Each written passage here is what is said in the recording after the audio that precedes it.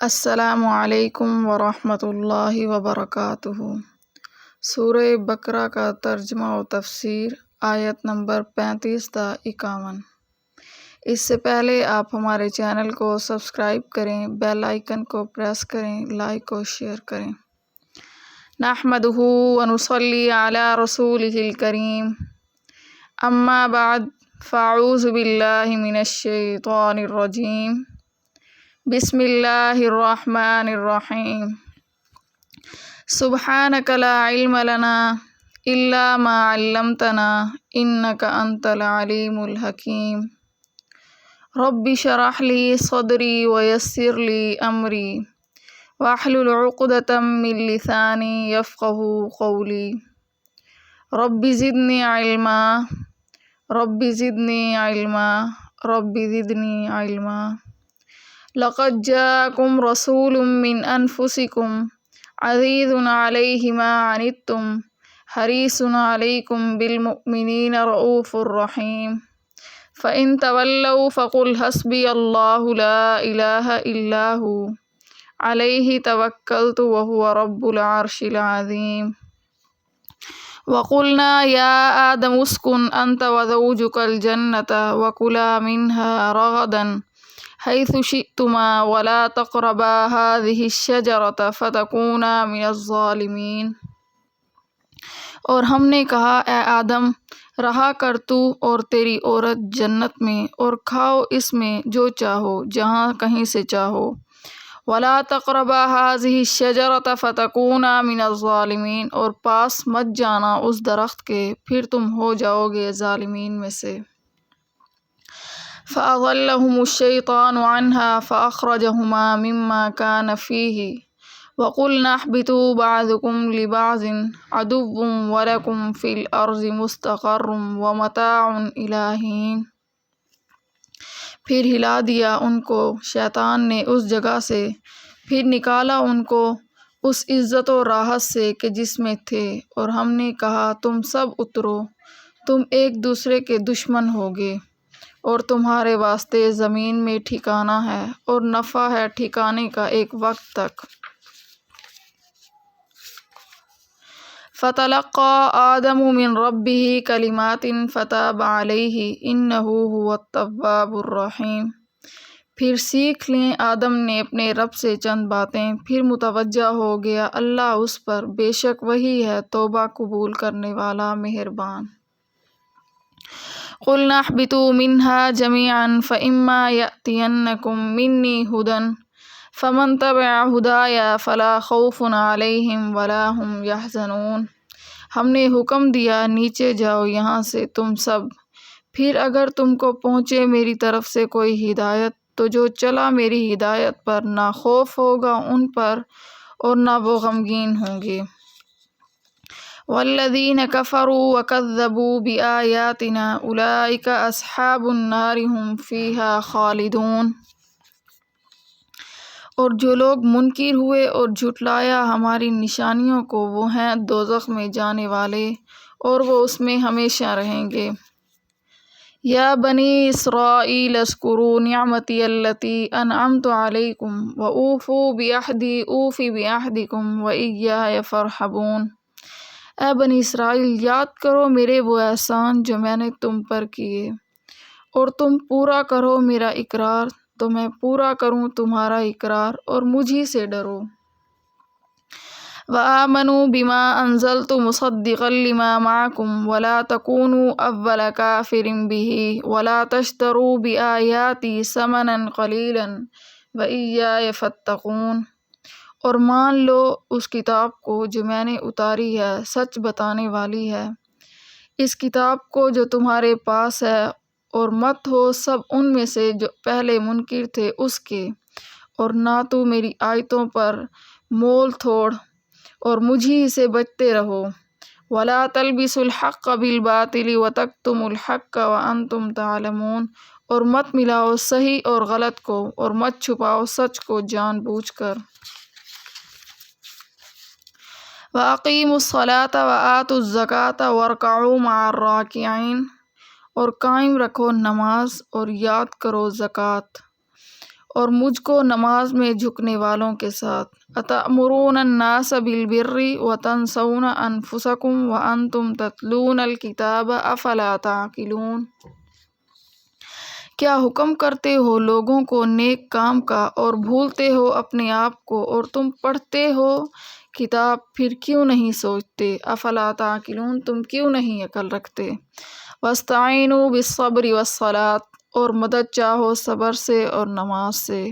وَإِنَّهَا لَكَبِيرَةٌ إِلَّا عَلَى الْخَاشِعِينَ، اور البتہ وہ بھاری ہے مگر انہی عاجزوں پر۔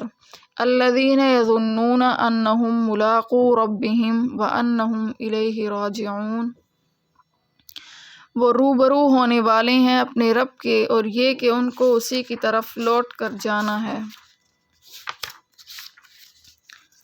یا بنی اسرائیل اذکروا نعمتی التی انعمت علیکم وانی فضلتکم علی العالمین۔ اے بنی اسرائیل، یاد کرو میرے احسان جو میں نے تم پر کیے، اور اس کو کہ میں نے تم کو بڑائی دی تمام جہان پر۔ واتقوا یوما لا تجزی نفس عن نفس شیئا ولا يقبل منها شفاعة ولا يؤخذ منها عدل ولا هم ينصرون۔ اور ڈرو اس دن سے کہ کام نہ آئے کوئی شخص کسی کے کچھ بھی، اور قبول نہ ہو اس کی طرف سے سفارش، اور نہ لیا جائے اس کی طرف سے بدلہ، اور نہ ان کو مدد پہنچے۔ وَإِذْ نَجَّيْنَاكُمْ مِنْ آلِ فِرْعَوْنَ يَسُومُونَكُمْ سُوءَ الْعَذَابِ يُذَبِّحُونَ أَبْنَاءَكُمْ وَيَسْتَحْيُونَ نِسَاءَكُمْ وَفِي ذَلِكُمْ بَلَاءٌ مِّن رَّبِّكُمْ عَظِيمٌ۔ اور یاد کرو اس وقت کو جب رہائی دی ہم نے تم کو فرعون کے لوگوں سے، جو کرتے تھے تم کو بڑا عذاب، ذبح کرتے تھے تمہارے بیٹوں کو اور زندہ چھوڑتے تھے تمہاری عورتوں کو، اور اس میں آزمائش تھی تمہارے رب کی طرف سے بڑی۔ وَإِذْ فَرَقْنَا بِكُمُ الْبَحْرَ فَأَنْجَيْنَاكُمْ وَأَغْرَقْنَا آلَ فِرْعَوْنَ وَأَنْتُمْ تَنْظُرُونَ۔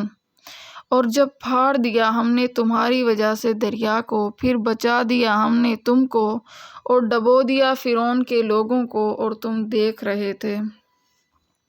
وَإِذْ وَاعَدْنَا مُوسَىٰ 40 لَيْلَةً ثُمَّ اتَّخَذْتُمُ الْعِجْلَ مِن بَعْدِهِ وَأَنْتُمْ ظَالِمُونَ۔ اور جب ہم نے وعدہ کیا موسیٰ سے 40 رات کا، پھر تم نے بنا لیا بچڑا موسیٰ علیہ السلام کے بعد، اور تم ظالم تھے۔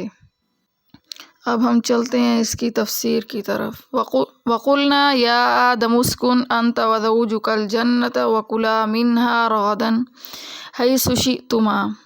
یہ آدم علیہ السلام کے قصے کا تکملہ ہے جس میں بیان کیا گیا جب آدم علیہ السلام کی فضیلت اور خلافت ارضی کے لیے صلاحیت فرشتوں پر واضح کر دی گئی، انہوں نے تسلیم کر لیا، اور ابلیس اپنے تکبر اور معارضے کی وجہ سے کافر ہو کر نکال دیا گیا۔ تو آدم علیہ السلام اور ان کی زوجہ حوا علیہ السلام کو یہ حکم ملا کہ تم دونوں جنت میں رہو اور اس کی نعمتوں سے فائدہ اٹھاؤ، مگر جب ایک معینہ مدت کے لیے یہ ہدایت کی کہ اس کے پاس نہ جانا، یعنی اس کے کھانے سے مکمل پرہیز کرنا۔ شیطان جو آدم علیہ السلام کی وجہ سے مردود ہوا، وہ خار کھائے ہوئے تھا، اس نے کسی طرح موقع پا کر اور مصلحتیں بتلا کر ان دونوں کو اس درخت کے کھانے پر آمادہ کر دیا۔ ان کی لغزش کی وجہ سے ان کو بھی یہ حکم ملا کہ اب تم زمین پر جا کر رہو، اور یہ بھی بتلا دیا کہ زمین کی رہائش جنت کی طرح بے غل و غش نہ ہوگی، بلکہ وہاں آپس میں اختلافات اور دشمنیاں بھی ہوں گی، جس سے زندگی کا لطف پورا نہ رہے گا۔ وَقُلْنَا يَا آدَمُ اسْكُنْ أَنْتَ وَزَوْجُكَ الْجَنَّةَ، اور ہم نے کہا اے آدم ٹھہرو تم اور تمہاری زوجہ جنت میں۔ یہ واقعہ حضرت آدم علیہ السلام کی تخلیق اور ملائکہ کے سجدے کے بعد کا ہے۔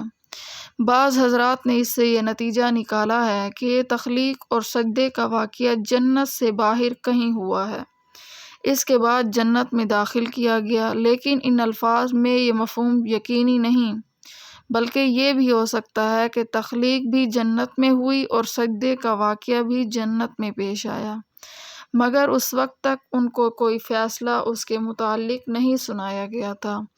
آپ کا مسکن و مستقر کہاں ہوگا، اس واقعے کے بعد یہ فیصلہ سنایا گیا۔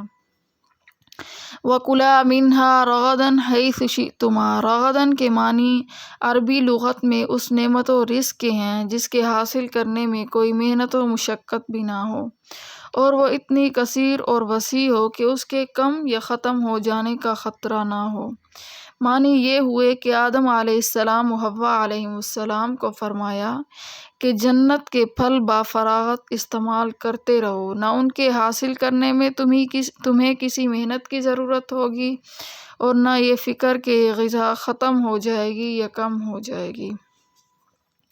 وَلَا تَقْرَبَا هَٰذِهِ الشَّجَرَةَ، کسی خاص درخت کی طرف اشارہ کر کے فرمایا گیا کہ اس کے قریب نہ جاؤ۔ اصل مقصد تو یہ تھا کہ اس کا پھل نہ کھاؤ، مگر تاکید کے طور پر عنوان یہ اختیار کیا گیا کہ اس کے پاس بھی نہ جاؤ، اور مراد یہی ہے کہ کھانے کے لیے اس کے پاس نہ جاؤ۔ یہ درخت کون سا تھا قرآن کریم نے متعین نہیں کیا، اور کسی مستند حدیث میں بھی اس کی تعین مذکور نہیں ہے۔ ائمہ تفسیر میں سے کسی نے گندم کا درخت قرار دیا، کسی نے انگور کا، کسی نے انجیر کا، مگر جس کو قرآن و حدیث نے مبہم چھوڑا ہے اس کو متعین کرنے کی ضرورت ہی کیا ہے۔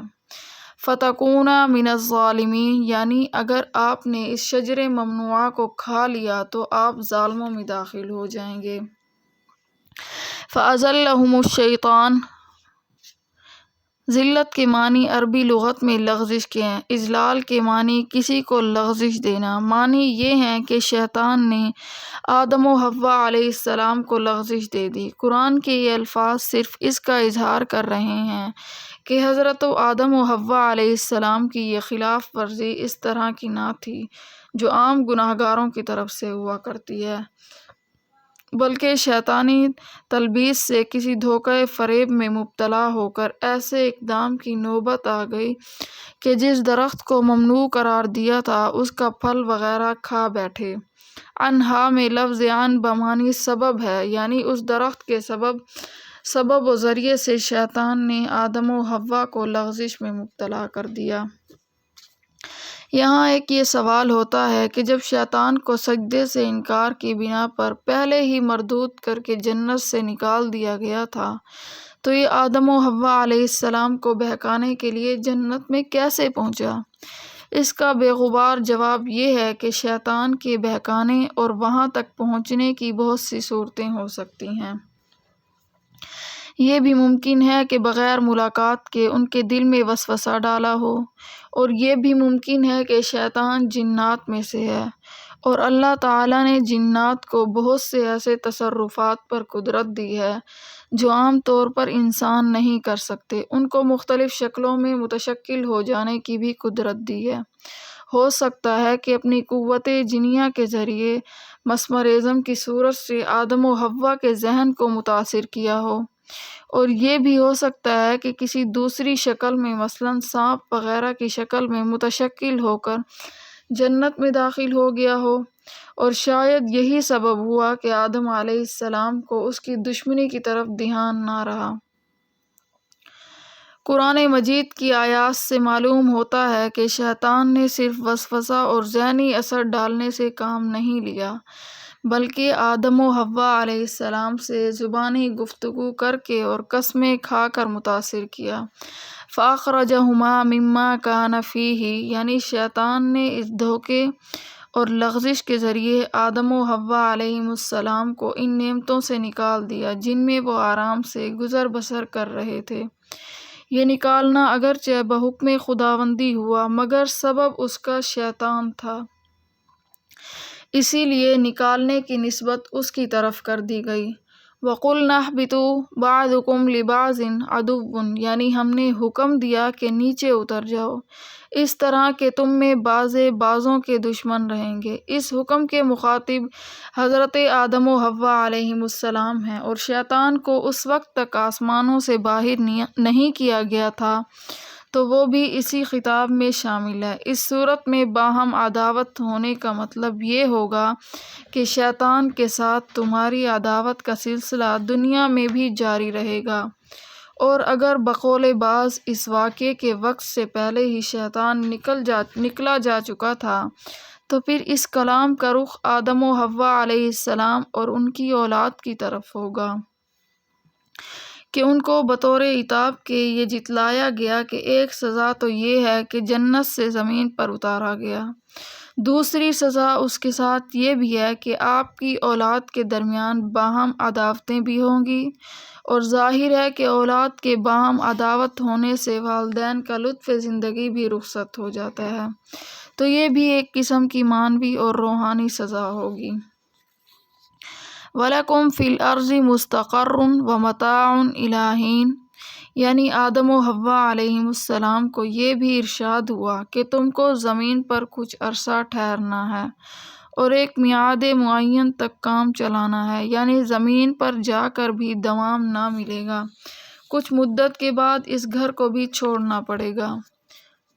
قلنا یا آدم اسکن انت وزوجک الجنت میں حضرت آدم و حوا علیہم السلام دونوں کے لیے جنت کو مسکن بنانے کا ارشاد ہے، جس کو مختصر لفظوں میں یوں بھی کہا جا سکتا ہے اسکن الجنت، یعنی آپ دونوں جنت میں رہیں، جیسا کہ اس کے بعد کلا اور لا تقربا میں دونوں کو ایک ہی صیغے میں جمع کیا گیا، مگر یہاں اس کے خلاف انت وزوجک کے الفاظ کو اختیار کرنے میں مخاطب صرف حضرت آدم علیہ السلام کو قرار دیا اور انہی سے فرمایا کہ آپ کی زوجہ بھی جنت میں رہیں۔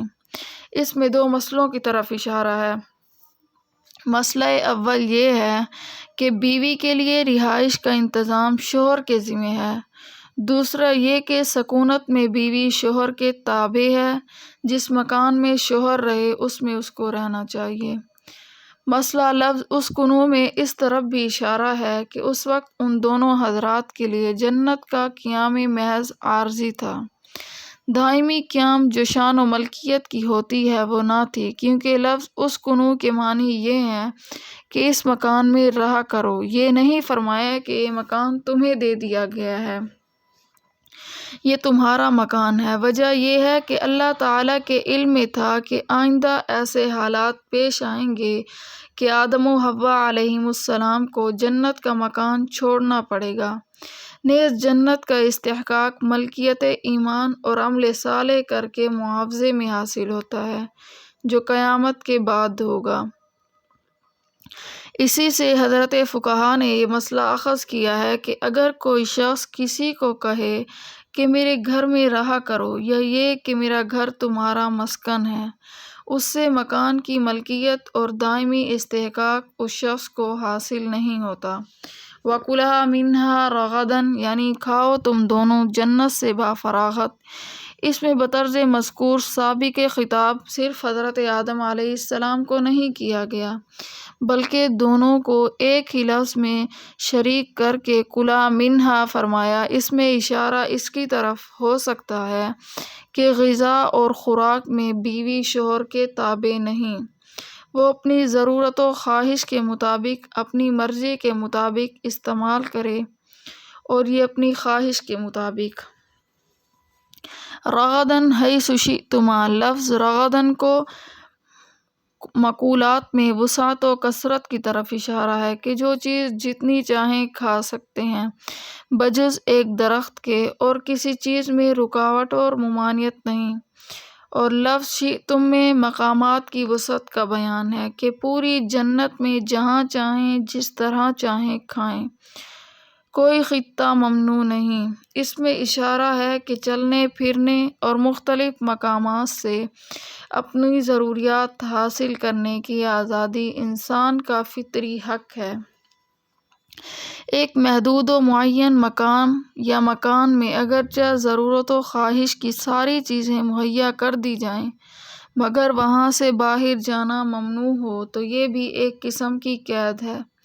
اسی لیے حضرت آدم علیہ السلام کو کھانے پینے کی تمام چیزیں بکثرت و فراغت عطا کر دینے پر اکتفا نہیں کیا گیا، بلکہ حیث شئتما فرما کر ان کو چلنے پھرنے اور ہر جگہ جانے کی آزادی بھی دی۔ وَلَا تَقْرَبَا هَٰذِهِ الشَّجَرَةَ، یعنی اس درخت کے قریب بھی نہ جاؤ۔ ظاہر ہے کہ اصل مقصد تو یہ تھا کہ اس درخت یا اس کے پھل کو نہ کھاؤ، مگر احتیاطی حکم یہ دیا گیا کہ اس کے قریب بھی نہ جاؤ۔ اس سے اصول فقہ کا مسئلہ سد ذرائع ثابت ہوا، یعنی بعض چیزیں اپنی ذات میں ناجائز یا ممنوع نہیں ہوتی، لیکن جب یہ خطرہ ہو کہ ان چیزوں کے اختیار کرنے سے کسی حرام ناجائز کام میں مبتلا ہو جائے گا تو اس جائز چیز کو بھی روک دیا جاتا ہے۔ جیسے درخت کے قریب جانا ذریعہ بھی بن سکتا تھا اس کے پھل پھول کھانے کا، اس ذریعے کو بھی ممنوع فرما دیا گیا۔ اس کا نام اصول فقہ کی اصطلاح میں سد ذرائع ہے۔ مسئلہ عصمت انبیاء کا ہے۔ اس واقعے سے معلوم ہوا کہ حضرت آدم علیہ السلام کو کسی خاص درخت کے کھانے سے منع فرمایا گیا تھا، اور اس پر بھی متنبہ کر دیا گیا تھا کہ شیطان تمہارا دشمن ہے، ایسا نہ ہو کہ وہ تمہیں گناہ میں مبتلا کر دے۔ اس کے باوجود آدم علیہ السلام نے اس درخت سے کھا لیا جو بظاہر گناہ ہے، حالانکہ انبیاء علیہ السلام گناہ سے معصوم ہوتے ہیں۔ تحقیق یہ ہے کہ انبیاء علیہ السلام کی عصمت تمام گناہوں سے عقلاً اور نقلاً ثابت ہے۔ ائمہ اربعہ اور جمہور امت کا اس پر اتفاق ہے کہ انبیاء علیہ السلام تمام چھوٹے بڑے گناہوں سے معصوم و محفوظ ہوتے ہیں، اور بعض لوگوں نے جو یہ کہا ہے کہ صغیرہ گناہ ان سے بھی سرزد ہو سکتے ہیں، جمہور امت کے نزدیک صحیح نہیں ہے۔ وجہ یہ ہے کہ انبیاء علیہ السلام کو لوگوں کا مقتدیٰ بنا کر بھیجا جاتا ہے۔ اگر ان سے بھی کوئی کام اللہ تعالیٰ کی مرضی کے خلاف، خواہ گناہ کبیرہ ہو یا صغیرہ، صادر ہو سکے تو انبیاء علیہ السلام کے اقوال و افعال سے امن اٹھ جائے گا اور وہ قابل اعتماد نہیں رہیں گے۔ جب انبیاء ہی پر اعتماد و اطمینان نہ رہے تو دین کا کہاں ٹھکانہ ہے؟ البتہ قرآن کریم کی بہت سی آیات میں متعدد انبیاء علیہ السلام کے متعلق ایسے واقعات مذکور ہیں جن سے معلوم ہوتا ہے کہ ان سے گناہ سرزد ہوا اور اللہ تعالیٰ کی طرف سے ان پر عتاب بھی ہوا۔ حضرت آدم علیہ السلام کا ایک قصہ بھی اسی میں داخل ہے۔ ایسے واقعات کا حاصل باتفاق امت یہ ہے کہ کسی غلط فہمی یا خطا و نسیان کی وجہ سے ان کا صدور ہو جاتا ہے۔ کوئی پیغمبر جان بوجھ کر اللہ تعالیٰ کے کسی حکم کے خلاف عمل نہیں کرتا، غلطی اجتہادی ہوتی ہے یا خطا و نسیان کے سبب قابل معافی ہوتی ہے، جس کو اصطلاح شرع میں گناہ نہیں کہا جا سکتا، اور یہ سہو و نسیان کی غلطی ان سے ایسے کاموں میں نہیں ہو سکتی جن کا تعلق تبلیغ و تعلیم اور تشریح سے ہو، بلکہ ان سے ذاتی افعال اور اعمال میں ایسا سہو و نسیان ہو سکتا ہے۔ مگر چونکہ اللہ تعالیٰ کے نزدیک انبیاء علیہ السلام کا مقام نہایت بلند ہے اور بڑوں سے چھوٹی سی غلطی بھی ہو جائے تو بہت بڑی غلطی سمجھی جاتی ہے، اسی لیے قرآن حکیم میں ایسے واقعات کو معصیت اور گناہ سے تعبیر کیا گیا اور اس پر عتاب بھی کیا گیا ہے کہ اگرچہ حقیقت کے اعتبار سے وہ گناہ ہی نہیں۔ حضرت آدم علیہ السلام کے اس واقعے کے متعلق علماء تفسیر نے بہت سی توجیہات لکھی ہیں، ان میں چند یہ ہیں۔ اول یہ کہ جس وقت حضرت آدم علیہ السلام کو منع کیا گیا تھا تو ایک خاص درخت کی طرف اشارہ کر کے منع کیا گیا تھا کہ اس کے قریب نہ جاؤ، اور مراد خاص یہی درخت نہیں تھا بلکہ اس کی جنس کے سارے درخت مراد تھے، جیسے کہ حدیث پاک میں ہے کہ رسول اللہ صلی اللہ علیہ وسلم نے ایک مرتبہ ریشمی کپڑا اور ایک ٹکڑا سونے کا ہاتھ میں لے کر ارشاد فرمایا کہ یہ دونوں چیزیں میری امت کے مردوں پر حرام ہیں۔ ظاہر ہے کہ حرمت صرف اس کپڑے اور سونے کے ساتھ مخصوص نہیں تھی جو حضور علیہ الصلاۃ والسلام کے دست مبارک میں تھے، بلکہ تمام ریشمی کپڑے اور سونے کا یہی حکم ہے۔ لیکن یہاں کسی کو یہ وہم بھی ہو سکتا ہے کہ ممانعت صرف اس کپڑے اور سونے کے ساتھ وابستہ ہے جو اس وقت آپ صلی اللہ علیہ وسلم کے دست مبارک میں تھے۔ اسی طرح حضرت آدم علیہ السلام کو یہ خیال ہو گیا کہ جس درخت کی طرف اشارہ کر کے منع کیا گیا تھا، ممانعت اسی کے ساتھ خاص ہے۔ شیطان نے یہی وسوسہ ان کے دل میں مزین اور مستحق قرار دیا اور قسمیں کھا کر یہ برابر کرایا کہ میں تمہارا خیر خواہ ہوں، تمہیں کسی ایسے کام کا مشورہ نہیں دے رہا جو تمہارے لیے ممنوع یا مضر ہو۔ جس درخت کی ممانعت کی گئی ہے وہ دوسرا ہے، اس درخت کی ممانعت نہیں ہے۔ اور یہ بھی ممکن ہے کہ شیطان نے یہ وسوسہ دل میں ڈالا ہو کہ اس درخت کی ممانعت صرف آپ کی ابتدائی پیدائش کے وقت کے ساتھ مخصوص تھی، جیسے چھوٹے بچوں کو اول عمر میں قوی غذا سے روکا جاتا ہے، ہلکی غذا دی جاتی ہے اور قوت پیدا ہونے کے بعد ہر غذا کی اجازت ہو جاتی ہے۔ تو اب آپ قوی ہو چکے ہیں، اسی لیے وہ ممانعت باقی نہیں رہی۔ اور یہ بھی ممکن ہے کہ حضرت آدم علیہ السلام کو جس وقت شیطان نے اس درخت کے کھانے کے منافع بتلائے کہ اس کے کھانے سے ہمیشہ ہمیشہ کے لیے جنت کی نعمتوں میں رہنے کا اطمینان ہو جائے گا، اس وقت ان کو وہ ممانعت یاد نہ رہی ہو جو ابتدائے آفرینش کے وقت اس درخت کے متعلق کی گئی تھی۔ قرآن مجید کی آیت ہے فَنَسِیَ وَلَمْ نَجِدْ لَهُ عَزْمًا، یعنی آدم علیہ السلام بھول گئے اور ہم نے ان میں پختگی نہ پائی۔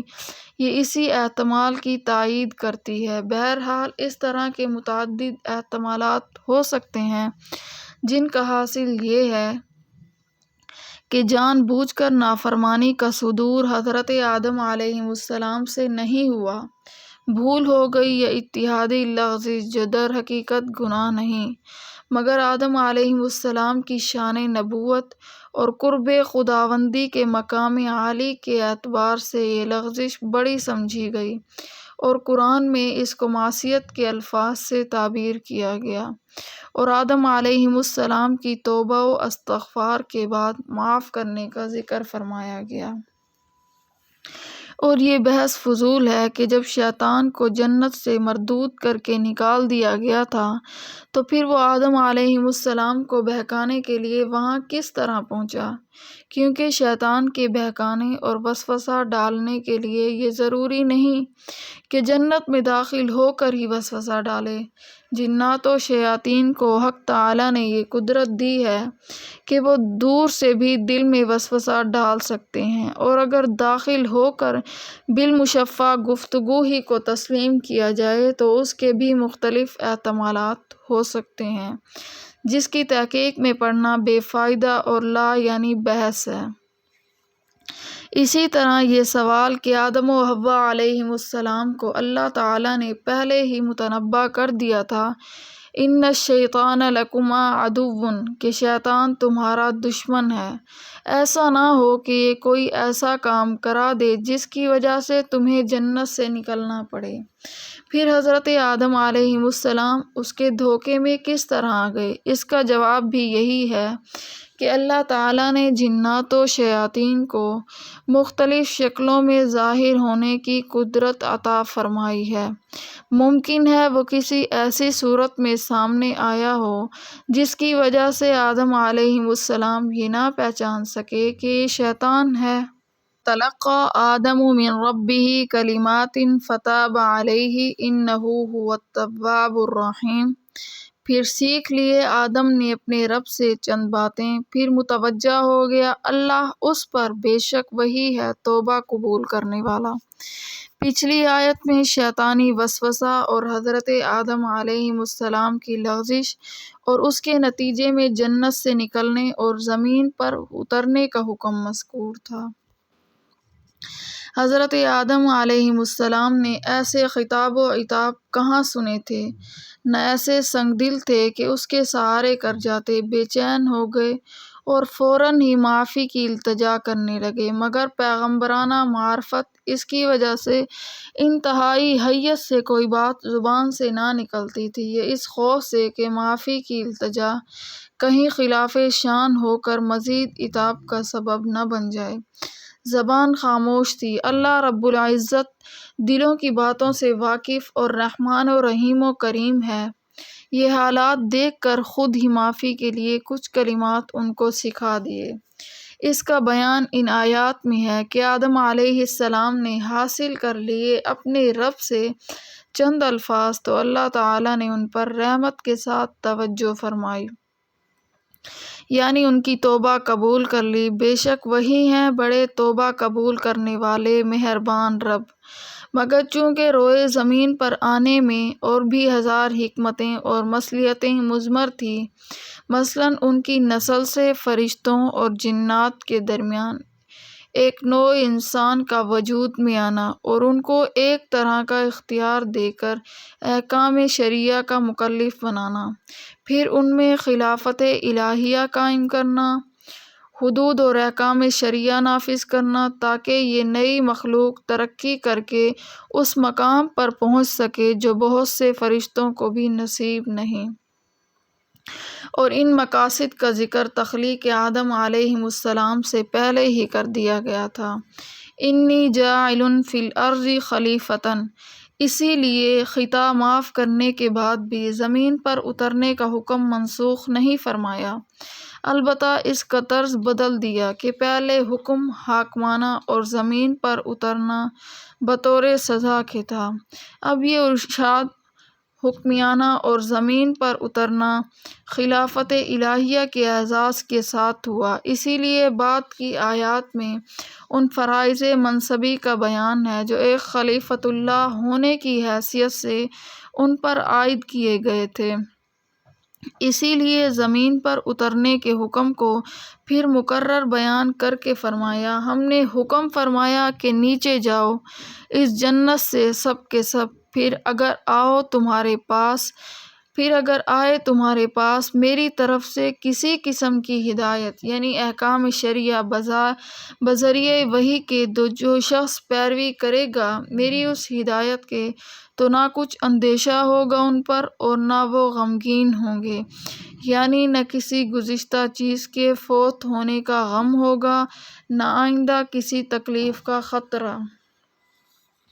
تلقا کے معنی ہے شوق اور رغبت کے ساتھ کسی کا استقبال کرنا اور اس کو قبول کرنا۔ مراد یہ ہے کہ اللہ تعالیٰ کی طرف سے جب ان کو توبہ کے کلمات کی تلقین کی گئی تو آدم علیہ السلام نے اہتمام کے ساتھ ان کو قبول کیا۔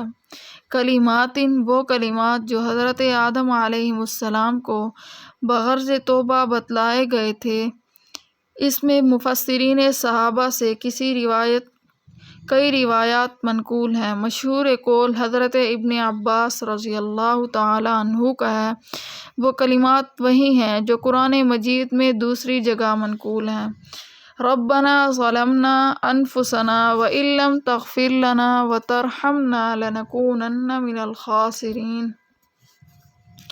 تاب توبہ کے اصلی معنی رجوع کرنے کے ہیں، اور جب توبہ کی نسبت بندے کی طرف کی جاتی ہے تو اس کے معنی 3 چیزوں کا مجموعہ ہوتا ہے۔ اول، اپنے کیے ہوئے گناہ کو گناہ سمجھنا اور اس پر نادم و شرمندہ ہونا۔ دوسرے، اس گناہ کو بالکل چھوڑ دینا۔ تیسرے، آئندہ کے لیے دوبارہ نہ کرنے کا پختہ عزم و ارادہ کرنا۔ اگر ان 3 چیزوں میں سے ایک کی بھی کمی ہوئی تو وہ توبہ نہیں۔ اس سے معلوم ہوا کہ محض زبان سے اللہ توبہ کے الفاظ بول دینا نجات کے لیے کافی نہیں، جب تک یہ تینوں چیزیں جمع نہ ہوں، یعنی گزشتہ پر ندامت اور حال میں اس کا ترک اور مستقبل میں اس کے نہ کرنے کا عزم و ارادہ۔ تاب علیہ یعنی توبہ کی نسبت اللہ تعالیٰ کی طرف ہے، اس کے معنی ہے توبہ قبول کرنا۔ بعض سلف صالحین سے پوچھا گیا کہ جس شخص سے کوئی گناہ سرزد ہو جائے وہ کیا کرے، تو فرمایا کہ وہی کام کرے جو اس کے پہلے والدین آدم و حوا علیہم السلام نے کیا، کہ اپنے کیے پر ندامت اور آئندہ نہ کرنے کے عزم کے ساتھ اللہ تعالیٰ سے معافی کے لیے عرض کیا۔ ربنا ظلمنا انفسنا یعنی ہمارے پروردگار، ہم نے اپنی جانوں پر ظلم کر لیا ہے، اگر آپ معاف نہ کریں اور ہم پر رحم نہ کریں تو ہم سخت خسارے والوں میں داخل ہو جائیں گے۔ اسی طرح حضرت موسیٰ علیہ السلام نے عرض کیا، رب انی ظلمت نفسی فاغفر لی یعنی اے میرے پالنے والے، میں نے اپنی جان پر ظلم کر لیا ہے تو آپ بھی میری مغفرت فرمائیے۔ اور حضرت یونس علیہ السلام سے جب لغزش ہو گئی تو عرض کیا، لا الہ الا انت سبحانک انی کنت من الظالمین یعنی اللہ کے سوا کوئی عبادت کے لائق نہیں، آپ ہر برائی سے پاک ہیں، میں ظلم کرنے والوں میں داخل ہو گیا ہوں، مطلب یہ ہے کہ مجھ پر رحم فرمائیے۔ حضرت آدم و حوا علیہم السلام سے جو اتحادی لغزش یا بھول صادر ہوئی تھی، اولاً تو قرآن کریم نے دونوں ہی کی طرف سے اس کی نسبت کی ہے، فَأَذَلَّهُمَا الشَّيْطَانُ عَنْهَا فَأَخْرَجَهُمَا، اور زمین پر اترنے کے حکم میں بھی حضرت حوا علیہم السلام کو شریک کر کے لفظ اہبطوا فرمایا ہے، مگر بعد میں توبہ اور قبول توبہ میں بلفظ مفرد صرف آدم علیہ السلام کا ذکر ہے، حضرت حوا علیہ السلام کا نہیں۔ اس مقام کے علاوہ بھی اس لغزش کا ذکر صرف آدم علیہ السلام کی طرف کر کے کیا گیا ہے، عصا آدم وغیرہ۔ ہو سکتا ہے کہ اس کی وجہ یہ رعایت ہو کہ عورت کو اللہ تعالیٰ نے مستور رکھا ہے، اسی لیے بطور پردہ پوشی کے گناہ اور عتاب کے ذکر میں اس کا ذکر صراحتاً نہیں فرمایا۔ اور ایک جگہ ربنا ظلمنا انفسنا میں دونوں کی توبہ کا ذکر بھی کر دیا گیا تاکہ کسی کو یہ شبہ نہ رہے کہ حضرت حوا علیہ السلام کا قصور معاف نہیں ہوا۔ اس کے علاوہ عورت چونکہ اکثر احوال میں مرد کے تابع ہے، اسی لیے اس کے مستقل ذکر کی ضرورت نہیں سمجھی گئی۔ امام قرطبی نے فرمایا کہ لفظ توبہ بندے کے لیے بھی بولا جاتا ہے، جیسے ان اللہ یحب التوابین، اور اللہ تعالیٰ کے لیے بھی جیسے اس آیت میں هو التواب الرحیم جب بندے کے لیے استعمال ہوتا ہے تو معنی ہوتے ہیں گناہ سے اطاعت کی طرف رجوع کرنے والا، اور جب اللہ تعالیٰ کے لیے استعمال ہوتا ہے تو معنی ہوتے ہیں توبہ قبول کرنے والا۔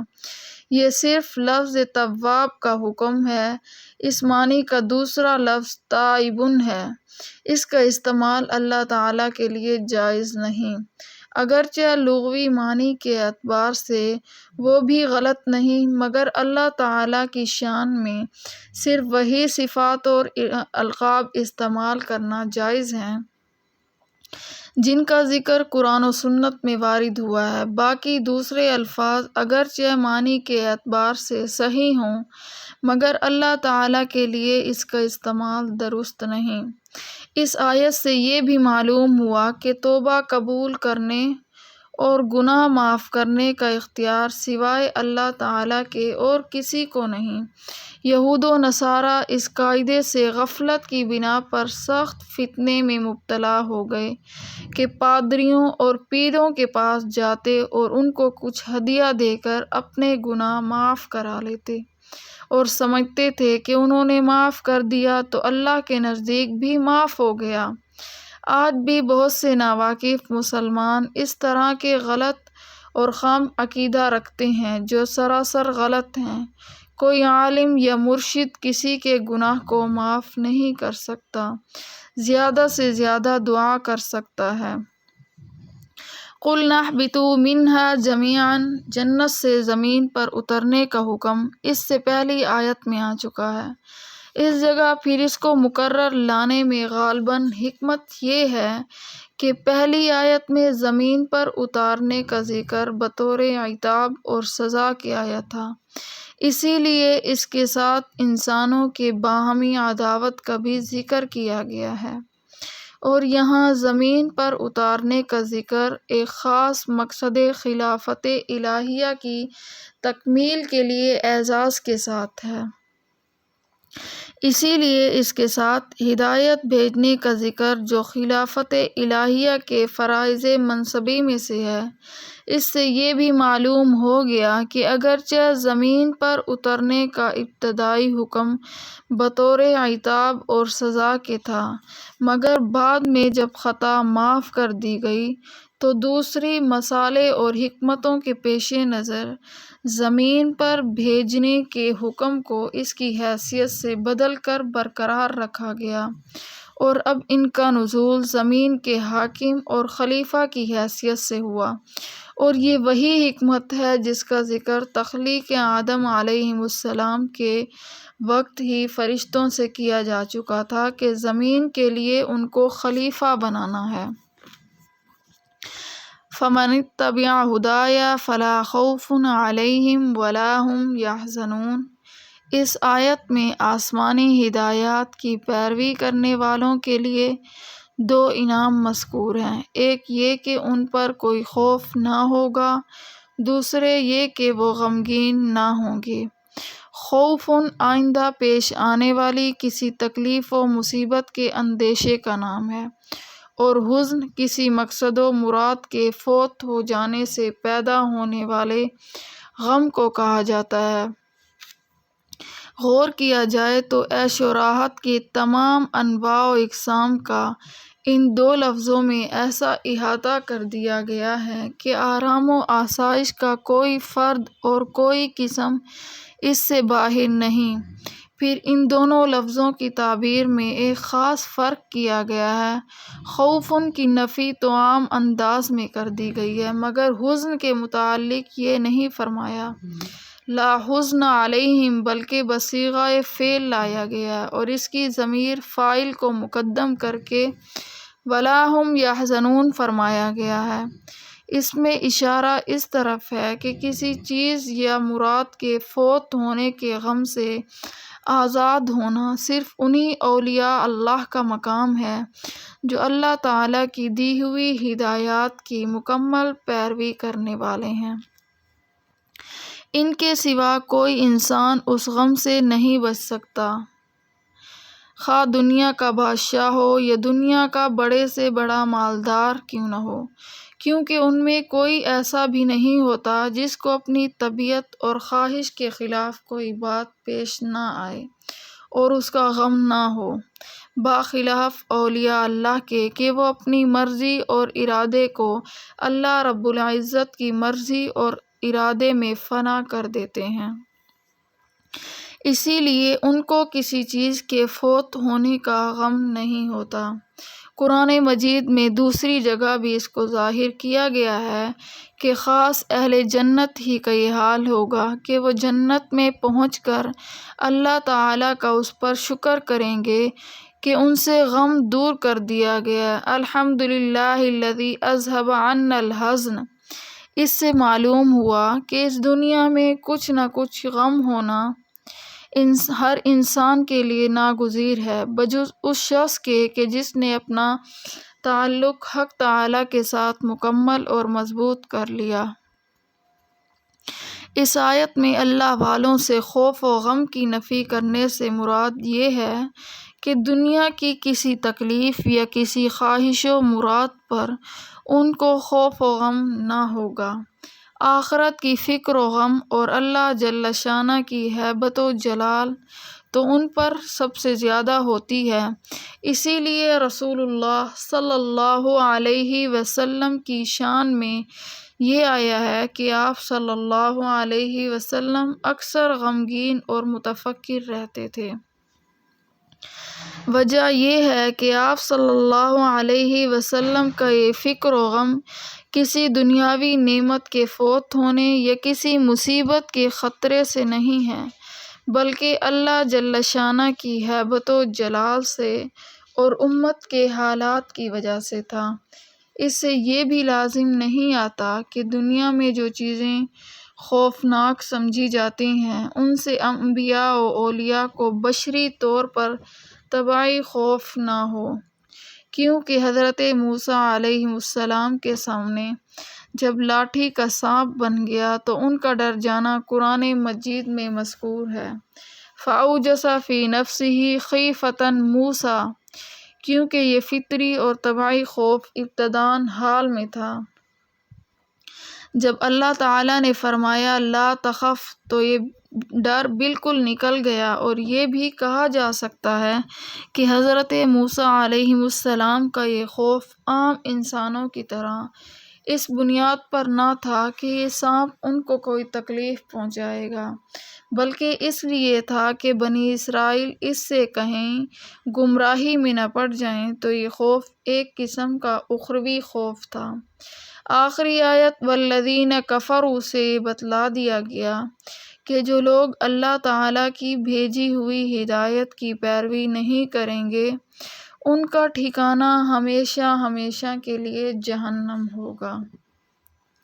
اس سے مراد وہ لوگ ہیں جو اس ہدایت کو ہدایت سمجھنے اور اس کی پیروی کرنے سے انکار کر دیں، یعنی کفار اور مومنین جو ہدایت کو ہدایت ماننے کا اقرار کرتے ہیں وہ عملاً کیسے بھی گناہ گار ہوں، اپنے گناہوں کی سزا بھگتنے کے بعد بالآخر جہنم سے نکال لیے جائیں گے۔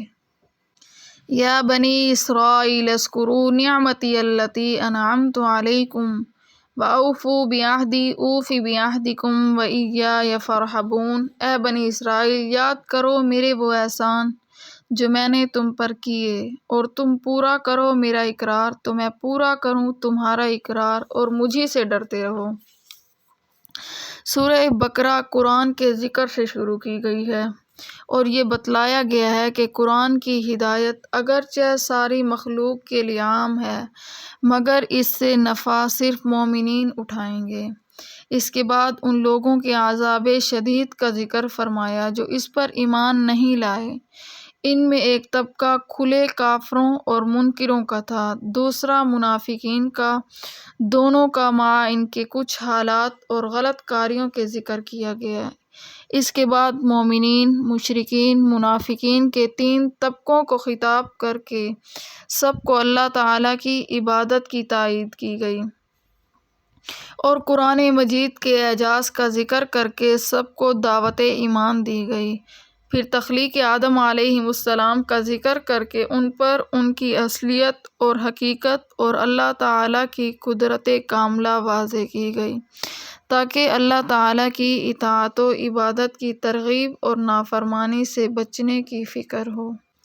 پھر کفار کی دو جماعتیں جن کا ذکر اوپر آیا ہے، کھلے کافر اور منافق، ان دونوں میں دو طرح کے لوگ تھے۔ ایک تو بت پرست مشرکین جو محض باپ داداؤں کی رسوم کی پیروی کرتے تھے، کوئی علم قدیم یا جدید ان کے پاس نہ تھا، عام طور پر ان پڑھ امی تھے جیسے عام اہل مکہ، اسی لیے قرآن کریم میں ان لوگوں کو امیین کہا گیا ہے۔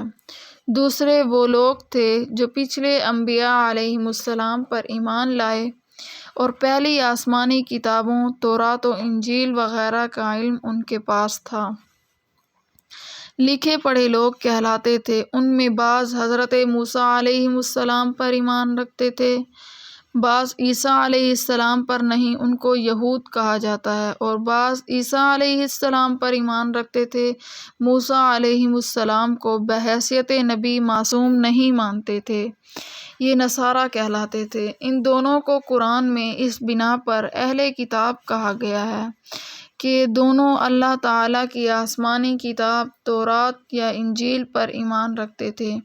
یہ لوگ لکھے پڑھے اہل علم ہونے کی وجہ سے لوگوں کی نظروں میں معزز اور قابل اعتماد مانے جاتے تھے۔ ان کی بات ان پر اثر انداز ہوتی تھی۔ یہ راستے پر آ جائیں تو دوسروں کے مسلمان ہونے کی توقع بڑی تھی۔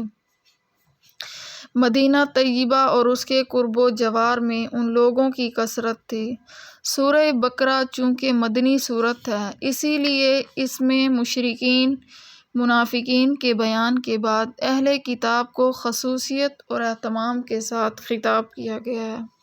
40ویں آیت سے شروع ہو کر 130 آیات آخر پارہ الف لام میم تک انہی لوگوں سے خطاب ہے جس میں ان کو مانوس کرنے کے لیے اول ان کے خاندانی شرافت اور اس سے دنیا میں حاصل ہونے والے اعزاز کا، پھر اللہ تعالیٰ کی مسلسل نعمتوں کا ذکر کیا گیا ہے، پھر ان کی بے راہی اور غلط کاری پر متنبہ کیا گیا ہے اور صحیح راستے کی طرف دعوت دی گئی ہے۔ ان میں سے پہلی 7 آیتوں میں اجمالی خطاب ہے، جن میں سے 3 میں دعوت ایمان اور 4 میں اعمال صالحہ کی تلقین ہے۔ اس کے بعد بڑی تفصیل سے ان کو خطاب کیا گیا ہے۔ تفصیلی خطاب کے شروع میں اور بالکل ختم پر پھر اہتمام کے لیے یا بنی اسرائیل فرما کر انہی الفاظ کا اعادہ کیا گیا ہے جن سے شروع کیا گیا تھا، جیسا کہ کلام کو مؤثر و واقعی بنانے کے لیے ایسا کرنے کا دستور ہے۔ یا بنی اسرائیل، اسرائیل عبرانی زبان کا لفظ ہے، اس کے معنی عبداللہ کے ہیں۔ یہ حضرت یعقوب علیہ السلام کا دوسرا نام ہے۔ بعض علماء نے فرمایا کہ رسول اللہ صلی اللہ علیہ وسلم کے سوا کسی اور نبی کے نام متعدد نہیں ہیں، صرف حضرت یعقوب علیہ السلام کے 2 نام ہیں، یعقوب اور اسرائیل۔ قرآن میں اس جگہ ان کو نبی یعقوب کہہ کر خطاب نہیں کیا بلکہ دوسرے نام اسرائیل کا استعمال کیا۔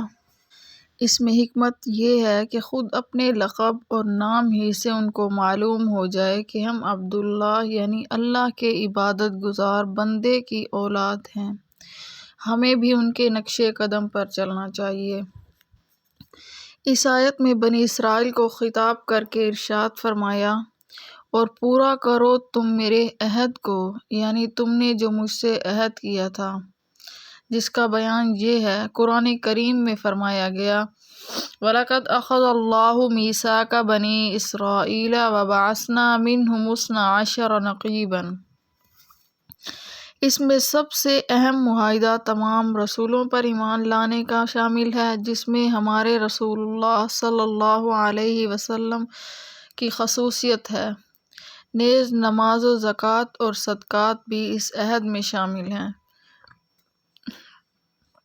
جس کا خلاصہ رسول اللہ صلی اللہ علیہ وسلم پر ایمان اور آپ صلی اللہ علیہ وسلم کا مکمل اتباع ہے۔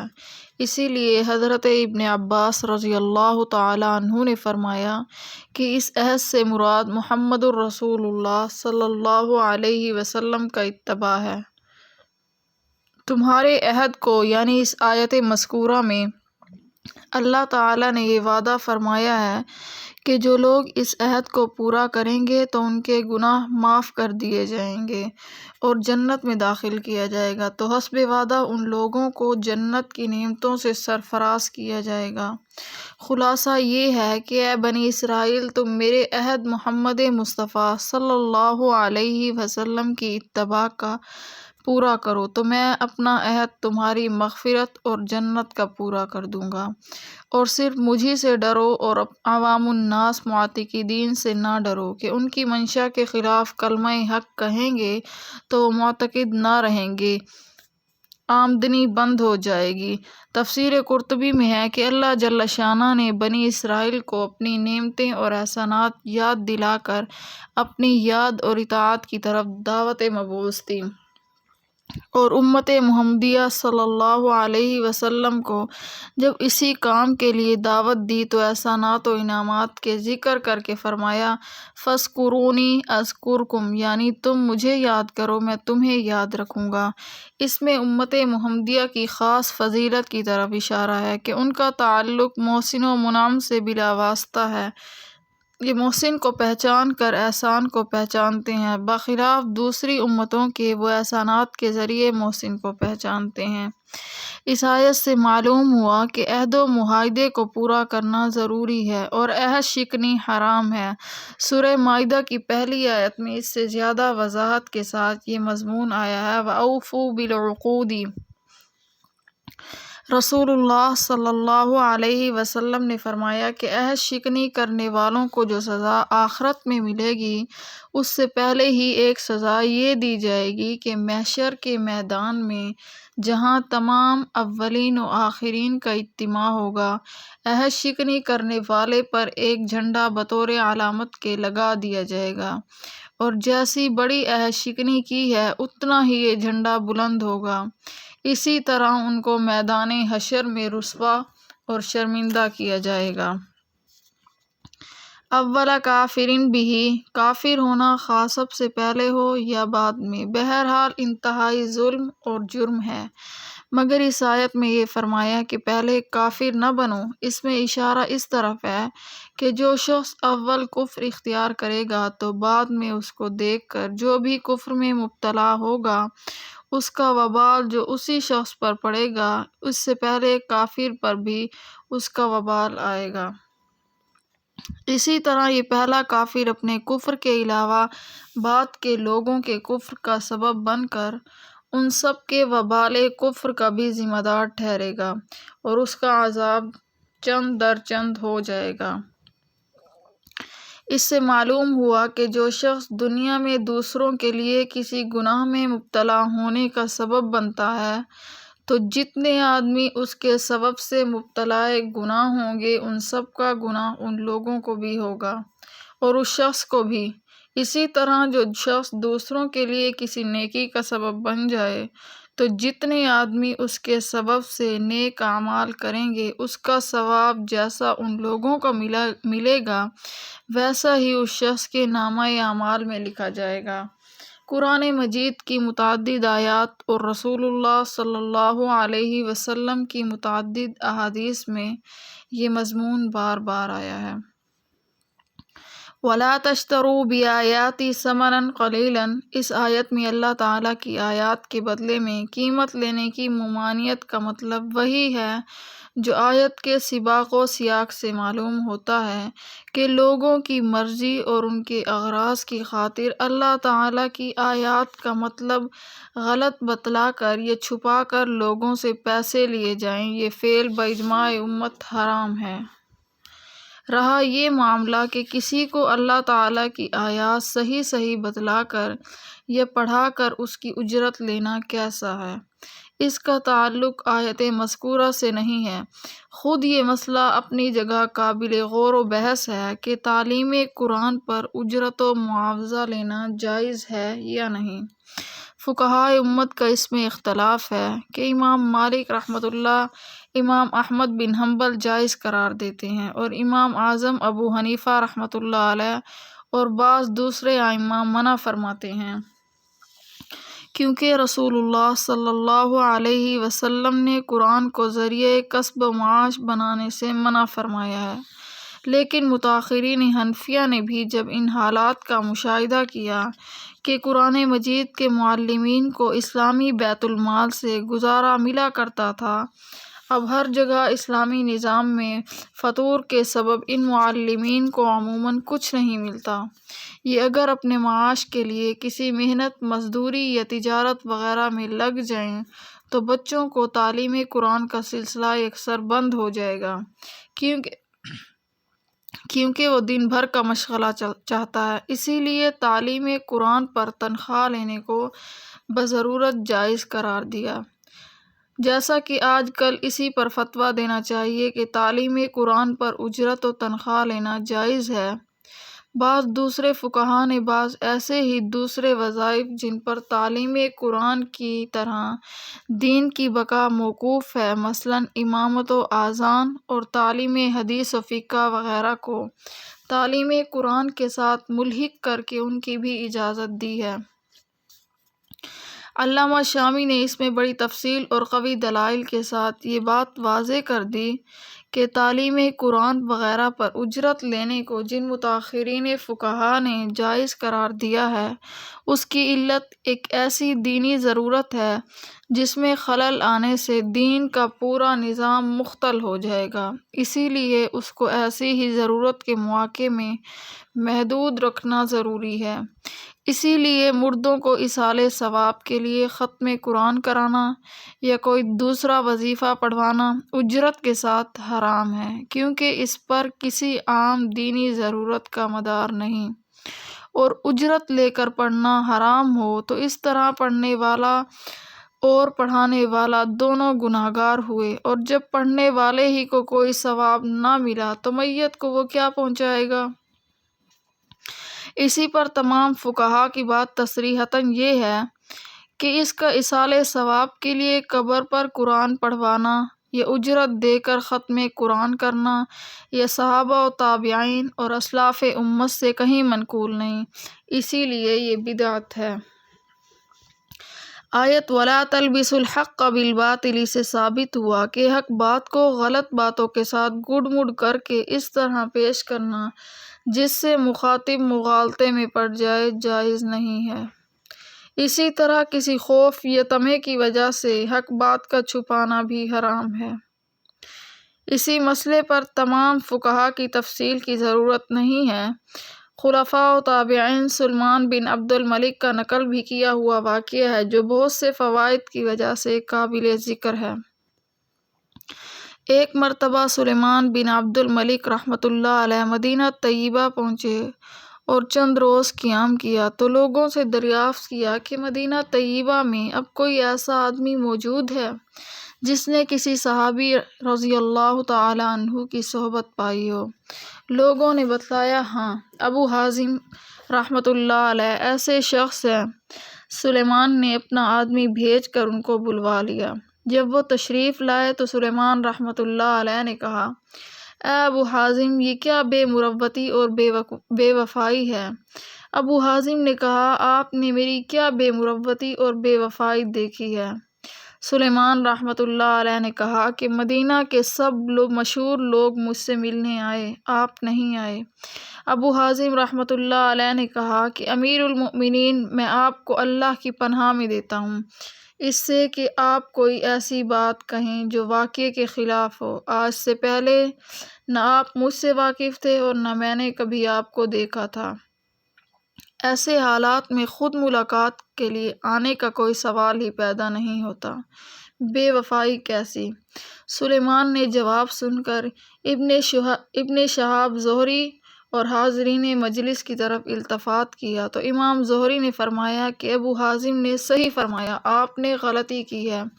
اس کے بعد سلیمان نے روئے سخن بدل کر کچھ سوالات شروع کیے اور کہا، اے ابو حازم، یہ کیا بات ہے کہ ہم موت سے گھبراتے ہیں؟ آپ نے فرمایا، وجہ یہ ہے کہ آپ نے اپنی آخرت کو ویران اور دنیا کو آباد کیا ہے، اسی لیے آبادی سے ویرانے میں جانا پسند نہیں۔ سلیمان رحمۃ اللہ نے تسلیم کیا اور پوچھا کہ کل اللہ تعالیٰ کے سامنے حاضری کیسے ہوگی؟ فرمایا کہ نیک عمل کرنے والا تو اللہ تعالیٰ کے سامنے اس طرح جائے گا جیسے کوئی مسافر سفر سے واپس اپنے گھر والوں کے پاس جاتا ہے، اور برے عمل کرنے والا اس طرح پیش ہوگا جیسے کوئی بھاگا ہوا غلام پکڑ کر آقا کے پاس حاضر کیا جائے۔ سلیمان رحمۃ اللہ علیہ یہ سن کر رو پڑے اور کہنے لگے کہ کاش ہمیں معلوم ہوتا کہ اللہ تعالیٰ نے ہمارے لیے کیا صورت تجویز کر رکھی ہے۔ ابو حازم رضی اللہ تعالی عنہ نے فرمایا کہ اپنے اعمال کو اللہ کی کتاب پر پیش کرو تو پتہ لگ جائے گا۔ سلیمان رحمۃ اللہ علیہ نے دریافت کیا کہ قرآن کی کس آیت سے یہ پتہ لگے گا؟ فرمایا، اس آیت سے، ان الابرار لفی نعیم وَإِنَّ الْفُجَّارَ لَفِي جَحِيمٍ، یعنی بلا شبہ نیک اعمال کرنے والے جنت کی نعمتوں میں ہیں اور نافرمان گناہ شعار دوزخ میں ہیں۔ سلیمان رحمۃ اللہ علیہ نے کہا کہ اللہ تعالیٰ کی رحمت تو بڑی ہے، وہ بدکاروں پر بھی حاوی ہے۔ فرمایا ان رحمت اللہ قریب من المحسنین، یعنی اللہ تعالیٰ کی رحمت نیک عمل کرنے والوں سے قریب ہے۔ سلیمان رحمۃ اللہ علیہ نے پوچھا، ابو حازم رضی اللہ تعالیٰ عنہ، اللہ کے بندوں میں سب سے زیادہ کون عزت والا ہے؟ فرمایا جو لوگ مروت اور عقل سلیم رکھنے والے ہیں۔ پھر پوچھا کون سا عمل افضل ہے؟ تو فرمایا کہ فرائض و واجبات کی ادائیگی حرام چیزوں سے بچنے کے ساتھ ہے۔ پھر دریافت کیا کہ کون سی دعا زیادہ قابل قبول ہے؟ تو فرمایا کہ جس شخص پر احسان کیا گیا ہو اس کی دعا اپنے محسن کے لیے اقرب الی القبول ہے۔ پھر دریافت کیا کہ صدقہ کون سا افضل ہے؟ تو فرمایا کہ مصیبت زدہ سائل کے لیے باوجود اپنے افلاس کے جو کچھ ہو سکے اسی طرح خرچ کرنا کہ نہ اس سے پہلے احسان جتائے اور نہ ٹال مٹول کر کے ایذا پہنچائے۔ پھر دریافت کیا کہ کلام کون سا افضل ہے؟ تو فرمایا کہ جس شخص سے تم کو خوف ہو یا جس سے تمہاری کوئی حاجت اور امید وابستہ ہو اس کے سامنے بغیر کسی رد و رعایت کے حق بات کہہ دینا۔ پھر دریافت کیا کہ کون سا مسلمان سب سے زیادہ ہوشیار ہے؟ فرمایا کہ وہ شخص جس نے اللہ تعالیٰ کی اطاعت کے تحت کام کیا ہو اور دوسروں کو بھی اس کی دعوت دی ہو۔ پھر پوچھا کہ مسلمانوں میں کون شخص احمق ہے؟ فرمایا کہ وہ آدمی جو اپنے کسی بھائی کی اس کے ظلم میں امداد کرے جس کا حاصل یہ ہوگا کہ اس نے دوسرے کی دنیا درست کرنے کے لیے اپنا دامن بیچ دیا۔ سلیمان نے کہا صحیح فرمایا۔ اس کے بعد سلیمان رحمۃ اللہ علیہ نے اور واضح الفاظ میں دریافت کیا کہ ہمارے بارے میں آپ کی کیا رائے ہے؟ ابو حازم رضی اللہ تعالیٰ عنہ نے فرمایا کہ مجھے اس سوال سے معاف رکھیں تو بہتر ہے۔ سلیمان رحمۃ اللہ علیہ نے کہا نہیں، آپ ضرور کوئی نصیحت کا کلمہ کہیں۔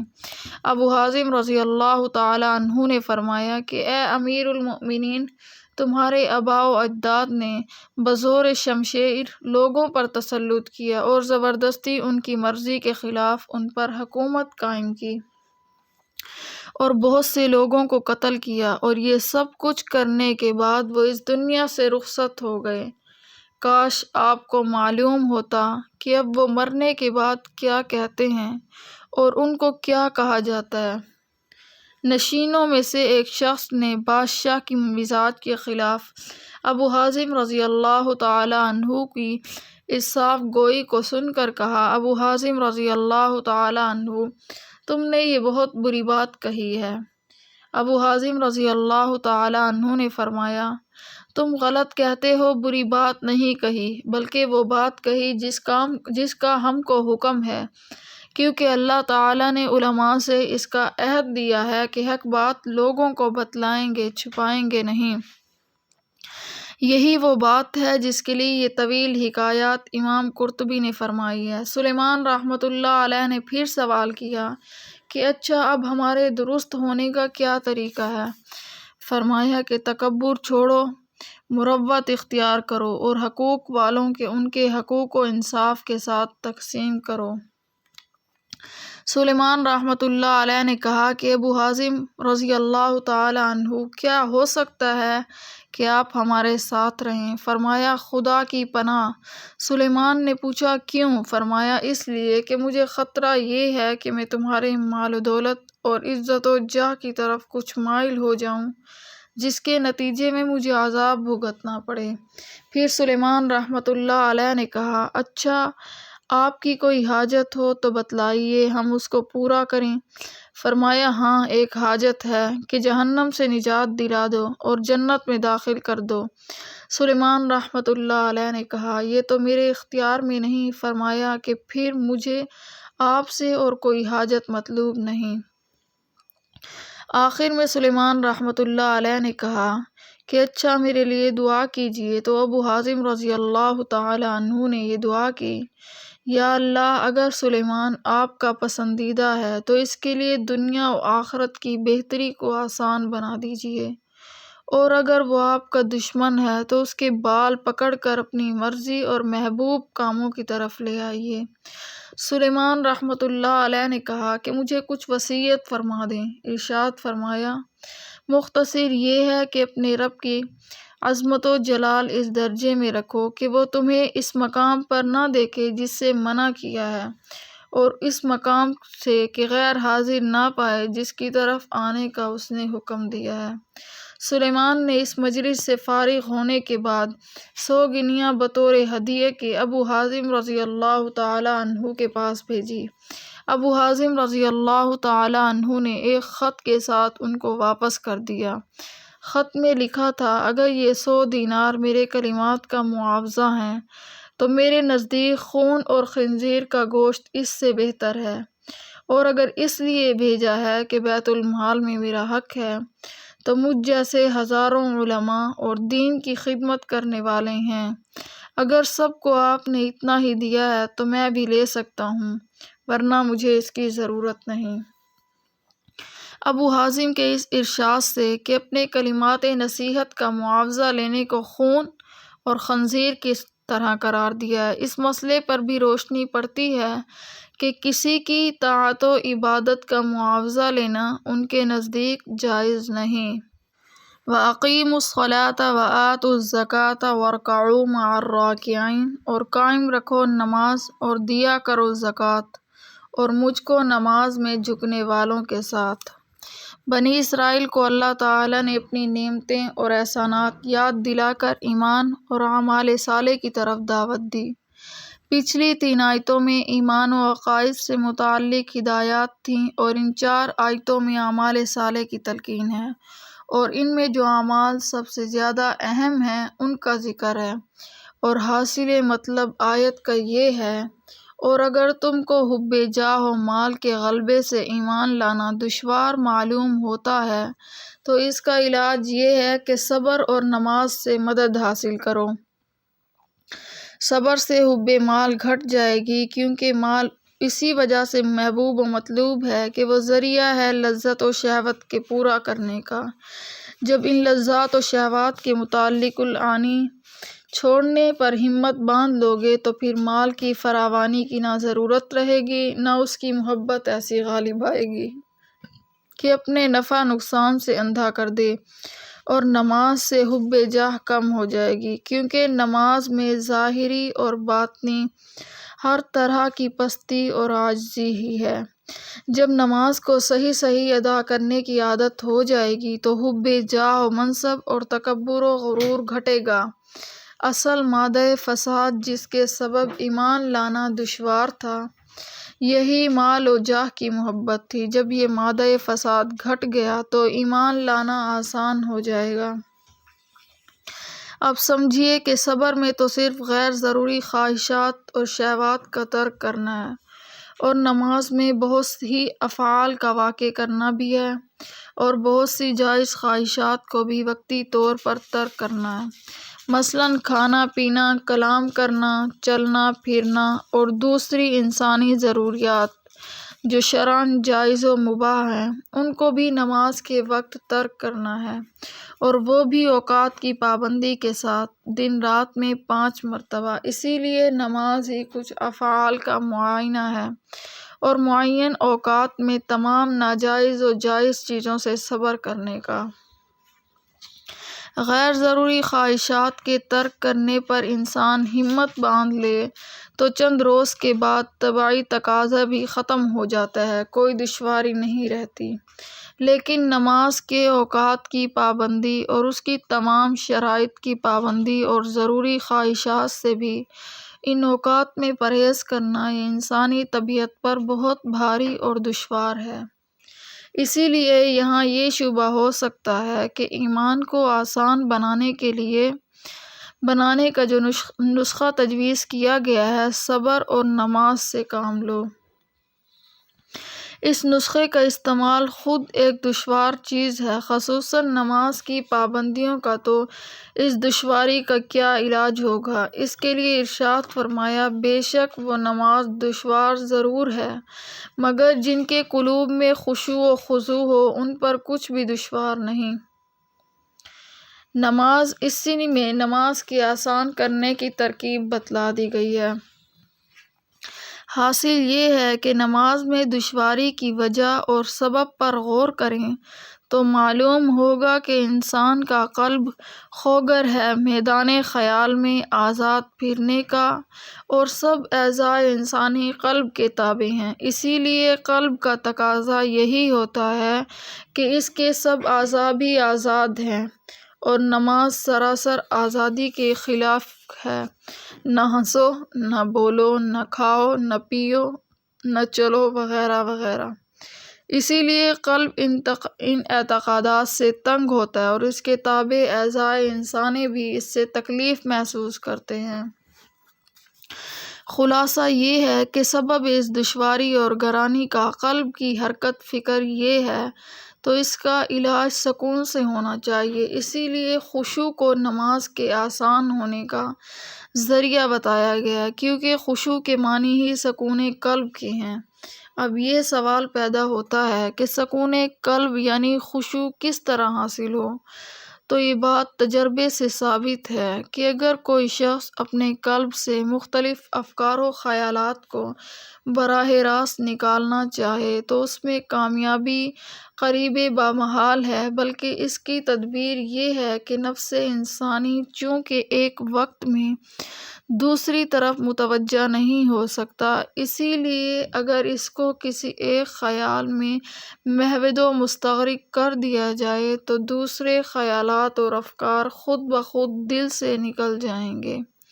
اسی لیے تلقین خشوع کے بعد وہ خیال بتلاتے ہیں جس میں مستغرق ہو جانے سے دوسرے خیالات دفع ہوں، اور ان کے دفع ہونے سے حرکت فکر یہ قلب کی منقطع ہو کر سکون حاصل ہو، اور سکون سے نماز میں آسانی ہوا کرے، اس پر مداومت اور پابندی نصیب ہو، اور اس پابندی سے تکبر، غرور اور حب جاہ کم ہوتا ہے، تاکہ ایمان کے راستے میں جو حائل ہے وہ دور ہو کر ایمان کامل ہو جائے۔ سبحان اللہ! کیا مرتبہ علاج اور متبع ہے! اب اس خیال مذکورہ کی تلقین و تعین اس طرح فرمائی، وہ خاشعین وہ لوگ ہیں جو خیال رکھتے ہیں اس کا کہ وہ بے شک ملنے والے ہیں اپنے رب سے، تو اس وقت اس خدمت کا خوب انعام ملے گا، اور اس بات کا بھی خیال رکھتے ہیں کہ وہ اپنے رب کی طرف واپس جانے والے ہیں، تو اس وقت اس کا حساب و کتاب بھی دینا ہوگا۔ ان دونوں خیالات سے رغبت و ہیبت یعنی امید اور خوف پیدا ہوں گے۔ اول تو ہر خیال محمود میں مستغرق ہو جانا قلب کو نیک کام پر جما دیتا ہے، خصوصاً امید و فہم کا خیال، اس کو تو خاص طور پر دخل ہے نیک کام میں مستعد کر دینے کے لیے۔ اقیموا الصلاۃ، صلاۃ کے لفظی معنی دعا کے ہیں۔ اصطلاح شرع میں وہ خاص عبادت ہے جس کو نماز کہا جاتا ہے۔ قرآن کریم میں عموماً نماز کی جتنی مرتبہ تاکید کی گئی ہے لفظ اقامت کے ساتھ آئی ہے، مطلق نماز پڑھنے کا ذکر صرف ایک دو جگہ آیا ہے، اسی لیے اقامت صلاۃ کی حقیقت کو سمجھنا چاہیے۔ اقامت کے لفظی معنی سیدھا کرنے اور ثابت رکھنے کے ہیں، اور عادتاً جو عموم دیوار یا درخت وغیرہ سیدھا کھڑا ہوتا ہے وہی وہ قائم رہتا ہے، گر جانے کا خطرہ کم ہوتا ہے۔ اسی لیے اقامت کے معنی دائم اور قائم کرنے کے بھی آتے ہیں۔ قرآن و سنت کی اصطلاح میں اقامت الصلاۃ کے معنی نماز کو اس کے وقت میں پابندی کے ساتھ اس کے پورے ادب و شرائط کی رعایت کر کے ادا کرنا ہے۔ مطلق نماز پڑھ لینے کا نام اقامت الصلاۃ نہیں۔ نماز کے جتنے فضائل اور آثار و برکات قرآن و حدیث میں آئے ہیں وہ سب اقامت الصلاۃ کے ساتھ مقید ہیں۔ مثلاً قرآن کریم میں ارشاد ربانی ہے، ان الصلاۃ تنہی عن الفحشاء والمنکر، یعنی نماز انسان کو ہر بے حیائی اور ہر برے کام سے روک دیتی ہے۔ نماز کا یہ اثر اسی وقت ظاہر ہوگا جب نماز کی اقامت اس معنی سے کرے جو ابھی ذکر کیے گئے ہیں۔ اسی لیے بہت سے نمازیوں کو برائیوں اور بے حیائیوں میں مبتلا دیکھ کر اس آیت پر کوئی شبہ نہ کرنا چاہیے، کیونکہ ان لوگوں نے نماز پڑھی تو ہے مگر اس کو قائم نہیں کیا۔ آتوا الزکوٰۃ، لفظ زکوٰۃ کے معنی لغت میں دو آتے ہیں: پاک کرنا اور بڑھنا۔ اصطلاح شریعت میں مال کے اس حصے کو زکوٰۃ کہا جاتا ہے جو شریعت کے احکام کے مطابق کسی مال میں سے نکالا جائے اور اس کے مطابق صرف کیا جائے، اگرچہ یہاں خطاب موجودہ بنی اسرائیل کو ہے، جس سے یہ ثابت نہیں ہوتا کہ نماز اور زکوٰۃ اسلام سے پہلے بنی اسرائیل پر فرض تھی، مگر سورہ مائدہ میں آیا ہے: وَلَقَدْ أَخَذَ اللَّهُ مِيثَاقَ بَنِي إِسْرَائِيلَ وَبَعَثْنَا مِنْهُمُ اثْنَيْ عَشَرَ نَقِيبًا وَقَالَ اللَّهُ إِنِّي مَعَكُمْ لَئِنْ أَقَمْتُمُ الصَّلَاةَ۔ اس سے ثابت ہوا کہ نماز اور زکوٰۃ بنی اسرائیل پر فرض تھی، اگرچہ اس کی کیفیت اور ہیئت وغیرہ میں فرق ہو۔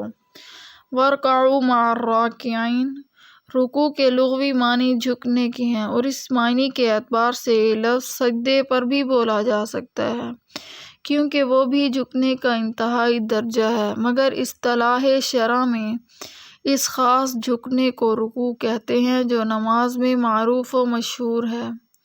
آیت کے معنی یہ ہیں کہ رکوع کرو رکوع کرنے والوں کے ساتھ۔ یہاں ایک بات یہ قابل غور ہے کہ نماز کے تمام ارکان میں سے اس جگہ رکوع کی تخصیص کیوں کی گئی؟ اس کا جواب یہ ہے کہ یہاں نماز کا ایک جز بول کر کل نماز مراد لی گئی ہے، جیسا کہ قرآن کریم میں ارشاد ہے ایک جگہ قرآن الفجر فرما کر پوری نماز فجر مراد ہے، اور بعض روایات حدیث میں سجدے کا لفظ بول کر پوری رکعت یا نماز مراد لی گئی ہے۔ اسی لیے مراد آیت کی یہ ہو گئی کہ نماز کا پڑھنا۔ نماز پڑھنے والوں کے ساتھ یہ سوال پھر بھی باقی رہ جاتا ہے کہ نماز کے بہت سے ارکان میں سے رکوع کی تخصیص میں کیا حکمت ہے؟ جواب یہ ہے کہ یہود کی نماز میں سجدہ وغیرہ تو تھا مگر رکوع نہیں تھا۔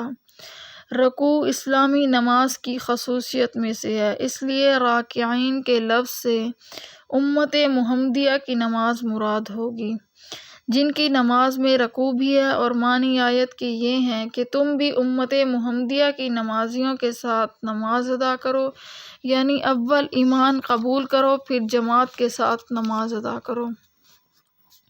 نماز کا حکم اور اس کا فرض ہونا تو لفظ اقیموا الصلاۃ سے معلوم ہو چکا تھا۔ اس جگہ مع الراکعین کے لفظ سے نماز کو جماعت کے ساتھ ادا کرنے کا حکم دیا گیا ہے۔ یہ حکم کس درجے کا ہے؟ اس میں علماء فقہا کا اختلاف ہے۔ ایک جماعت صحابہ کرام رضوان اللہ علیہم اجمعین و تابعین اور فقہائے امت کی جماعت کو واجب قرار دیتی ہے اور اس کے چھوڑنے کو سخت گناہ، اور بعض صحابہ کرام رضوان اللہ علیہم اجمعین تو اس نماز ہی کو جائز قرار نہیں دیتے جو بلا عذر شرعی کے بدین جماعت پڑھی جائے۔ یہ آیت ظاہری الفاظ کے اعتبار سے ان حضرات کی حجت ہے جو وجوب جماعت کے قائل ہیں۔ اس کے علاوہ چند روایات حدیث سے بھی جماعت کا واجب ہونا سمجھا جاتا ہے۔ ایک حدیث میں ہے، رسول اللہ صلی اللہ علیہ وسلم کا ارشاد ہے: مسجد کے قریب رہنے والے کی نماز صرف مسجد میں ہی جائز ہے، اور مسجد کی نماز سے ظاہر ہے جماعت کی نماز مراد ہے۔ تو الفاظ حدیث سے مطلب نکلا کہ مسجد کے قریب رہنے والے کی نماز بغیر جماعت کے جائز نہیں۔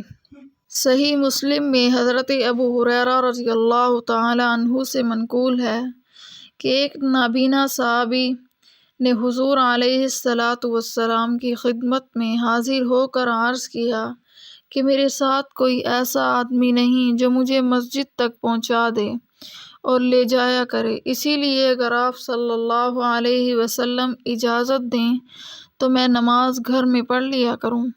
رسول اللہ صلی اللہ علیہ وسلم نے اول تو ان کو اجازت دے دی، مگر جب وہ جانے لگے تو سوال کیا، کیا اذان کی آواز تمہارے گھر تک پہنچتی ہے؟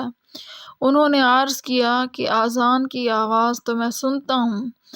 آپ صلی اللہ علیہ وسلم نے فرمایا، پھر تو آپ کو مسجد میں آنا چاہیے، اور بعض روایات میں ہے کہ آپ صلی اللہ علیہ وسلم نے فرمایا کہ پھر میں آپ کے لیے کوئی گنجائش اور رخصت نہیں پاتا۔ حدیث میں ہے کہ حضرت عبداللہ ابن عباس رضی اللہ تعالی عنہ نے کہا، رسول اللہ صلی اللہ علیہ وسلم نے فرمایا، جو شخص اذان کی آواز سنتا ہے اور جماعت مسجد میں نہیں آتا تو اس کی نماز نہیں ہوتی مگر یہ کہ اس کو کوئی عذر شرعی ہو۔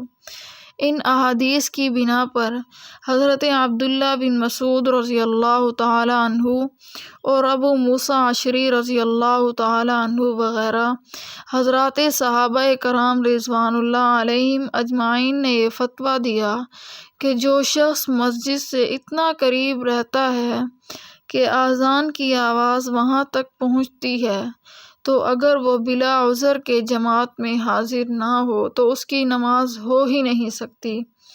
آواز سننے سے مراد یہ ہے کہ متوسط آواز والے آدمی کی آواز وہاں پہنچ سکے، اعلیٰ مکبر صوت یا غیر معمولی بلند آواز کا اس میں اعتبار نہیں۔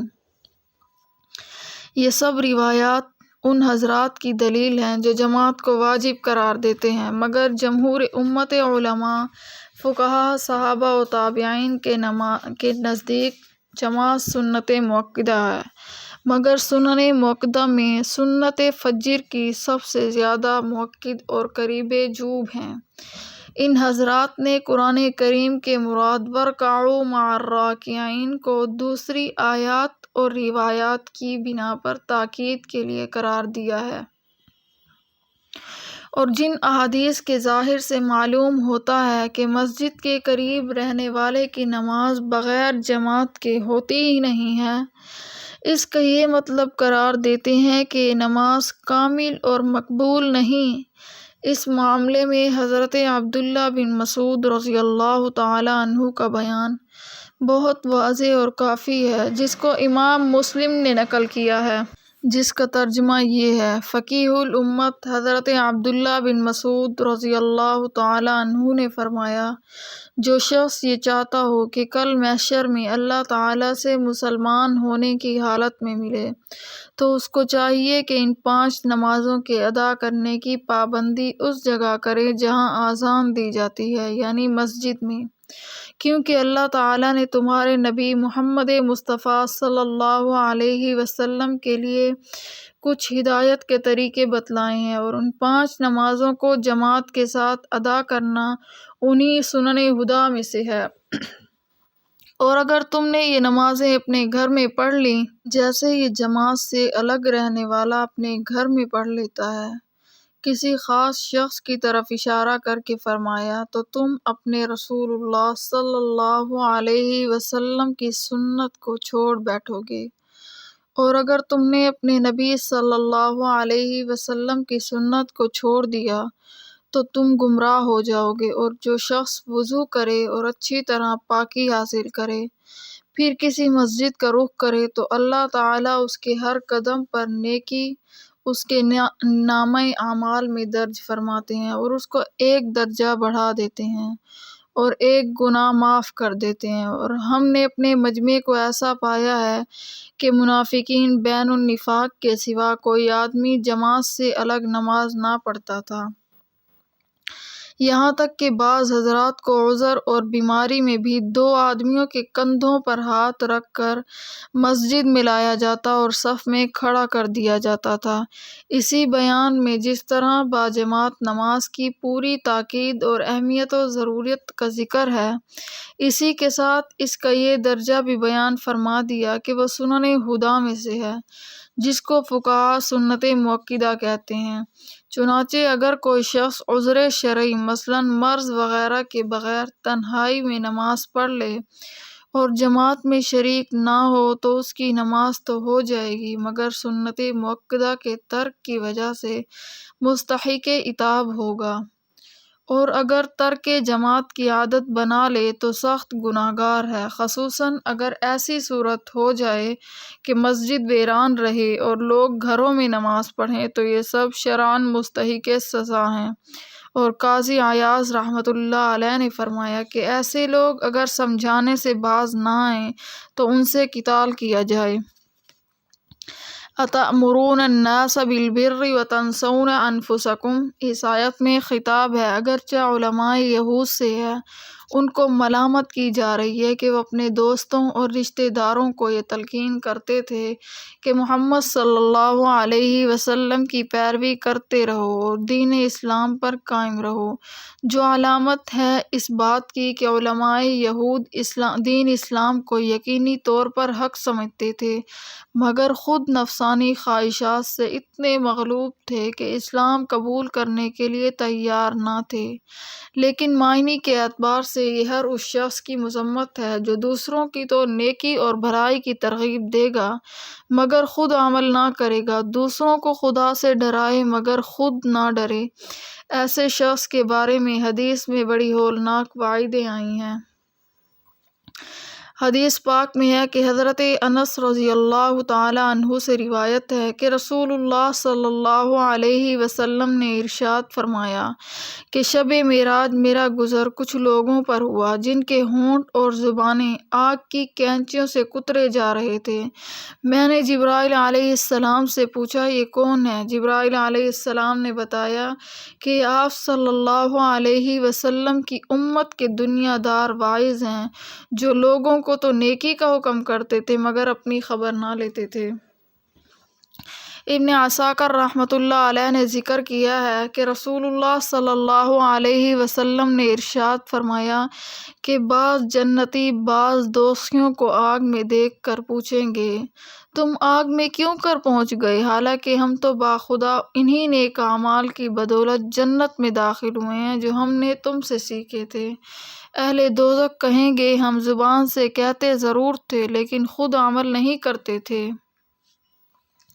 مذکورہ بیان سے یہ نہ سمجھ لیا جائے کہ بے عمل یا فاسق کے لیے دوسروں کو واعظ و نصیحت کرنا جائز نہیں، اور جو شخص کسی گناہ میں مبتلا ہو وہ دوسروں کو اس گناہ سے باز رہنے کی تلقین نہ کرے، کیونکہ کوئی اچھا عمل الگ نیکی ہے اور اس اچھے عمل کی تبلیغ دوسری مستقل نیکی ہے، اور ظاہر ہے کہ ایک نیکی کو چھوڑنے سے یہ ضروری نہیں ہوتا کہ دوسری نیکی بھی چھوڑ دی جائے۔ جیسے ایک شخص اگر نماز نہیں پڑھتا تو اس کے لیے یہ لازم نہیں کہ وہ روزہ بھی ترک کر دے، بالکل اسی طرح اگر کوئی شخص نماز نہیں پڑھتا تو اس کے لیے یہ ضروری نہیں کہ دوسروں کو نماز پڑھنے کے لیے بھی نہ کہے۔ اسی طرح کسی ناجائز فعل کا ارتکاب الگ گناہ ہے اور اپنے زیر اثر لوگوں کو اس ناجائز فعل سے نہ روکنا دوسرا گناہ ہے، اور ایک گناہ کرنے سے یہ لازم نہیں آتا کہ دوسرا گناہ بھی ضرور کیا جائے۔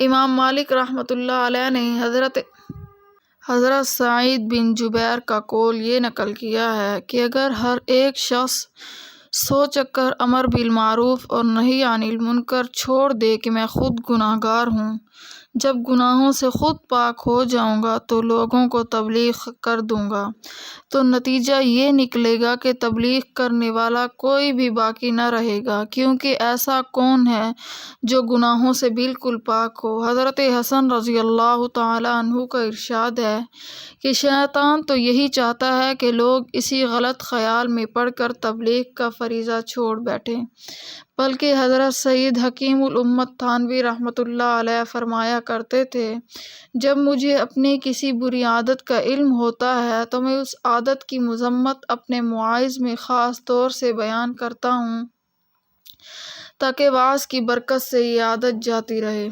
خلاصہ آیت کا یہ ہے، اَتَأْمُرُونَ النَّاسَ بِالْبِرِّ وَتَنْسَوْنَ أَنفُسَكُمْ کا مطلب یہ نہیں کہ بے عمل آدمی کو واعظ کہنا جائز نہیں، بلکہ مطلب یہ ہے کہ واعظ کو بے عمل نہیں ہونا چاہیے، اور دونوں میں فرق واضح ہے۔ مگر یہاں یہ سوال ہوتا ہے، بے عمل ہونا نہ تو واعظ کے لیے جائز ہے نہ غیر واعظ کے لیے، پھر واعظ کی تخصیص کیوں؟ جواب یہ ہے کہ ناجائز تو دونوں کے لیے ہے، مگر واعظ کا جرم غیر واعظ کے جرم کے مقابلے میں زیادہ سنگین اور زیادہ قابل ملامت ہے، کیونکہ واعظ جرم کو جرم سمجھتے ہوئے جان بوجھ کر کرتا ہے، اس کے پاس یہ عذر نہیں ہوتا کہ مجھے اس کا جرم ہونا معلوم نہ تھا، بخلاف غیر واعظ کے اور ان پڑھ جاہل کے کہ اس کو خواہ علم حاصل نہ کرنے کا الگ گناہ ہوا لیکن ارتکاب گناہ میں اس کے پاس کسی درجے میں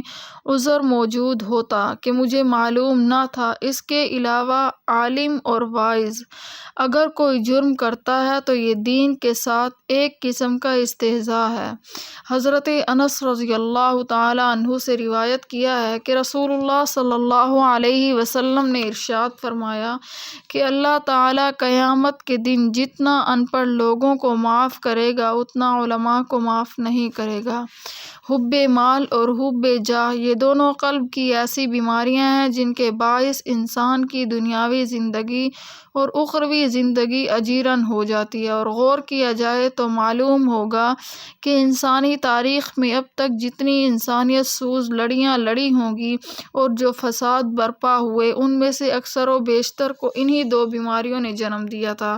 حب مال کے نتائج یہ نکلتے ہیں کہ کنجوس اور بخل پیدا ہوتا ہے، جس کا ایک قومی نقصان تو یہ ہوتا ہے کہ اس کی دولت قوم کو کوئی فائدہ نہیں پہنچاتی، دوسرا نقصان خود اس کی ذات کو نہیں فائدہ پہنچتا، معاشرے میں کوئی ایسے شخص کو اچھی نظر سے نہیں دیکھتا، خود غرضی پیدا ہوتی ہے جو مال کی ہوس کو پورا کرنے کے لیے اسے اشیاء میں ملاوٹ، ناپ تول میں کمی، رشوت ستانی، مکر و فریب اور دغا بازی کے نت نئے ہیلے سجھاتی ہے، اور اپنی تجوری پہلے سے زیادہ بھرنے کے لیے دوسروں کا خون نچوڑ لینا چاہتا ہے، بالآخر سرمایہ دار اور مزدور کے جھگڑے جنم لیتے ہیں۔ ایسے شخص کو کتنا ہی مال مل جائے لیکن مزید کمانے کی دھن ایسے سوار ہوتی ہے کہ تفریح اور آرام کے وقت بھی یہی بے چینی اسے کھائی جاتی ہے کہ کسی طرح اپنے سرمایے میں زیادہ سے زیادہ اضافہ کروں، بالآخر مال اس کے آرام و راحت کا ذریعہ بنتا ہے، وہ اس کے لیے وبال جان بن جاتا ہے۔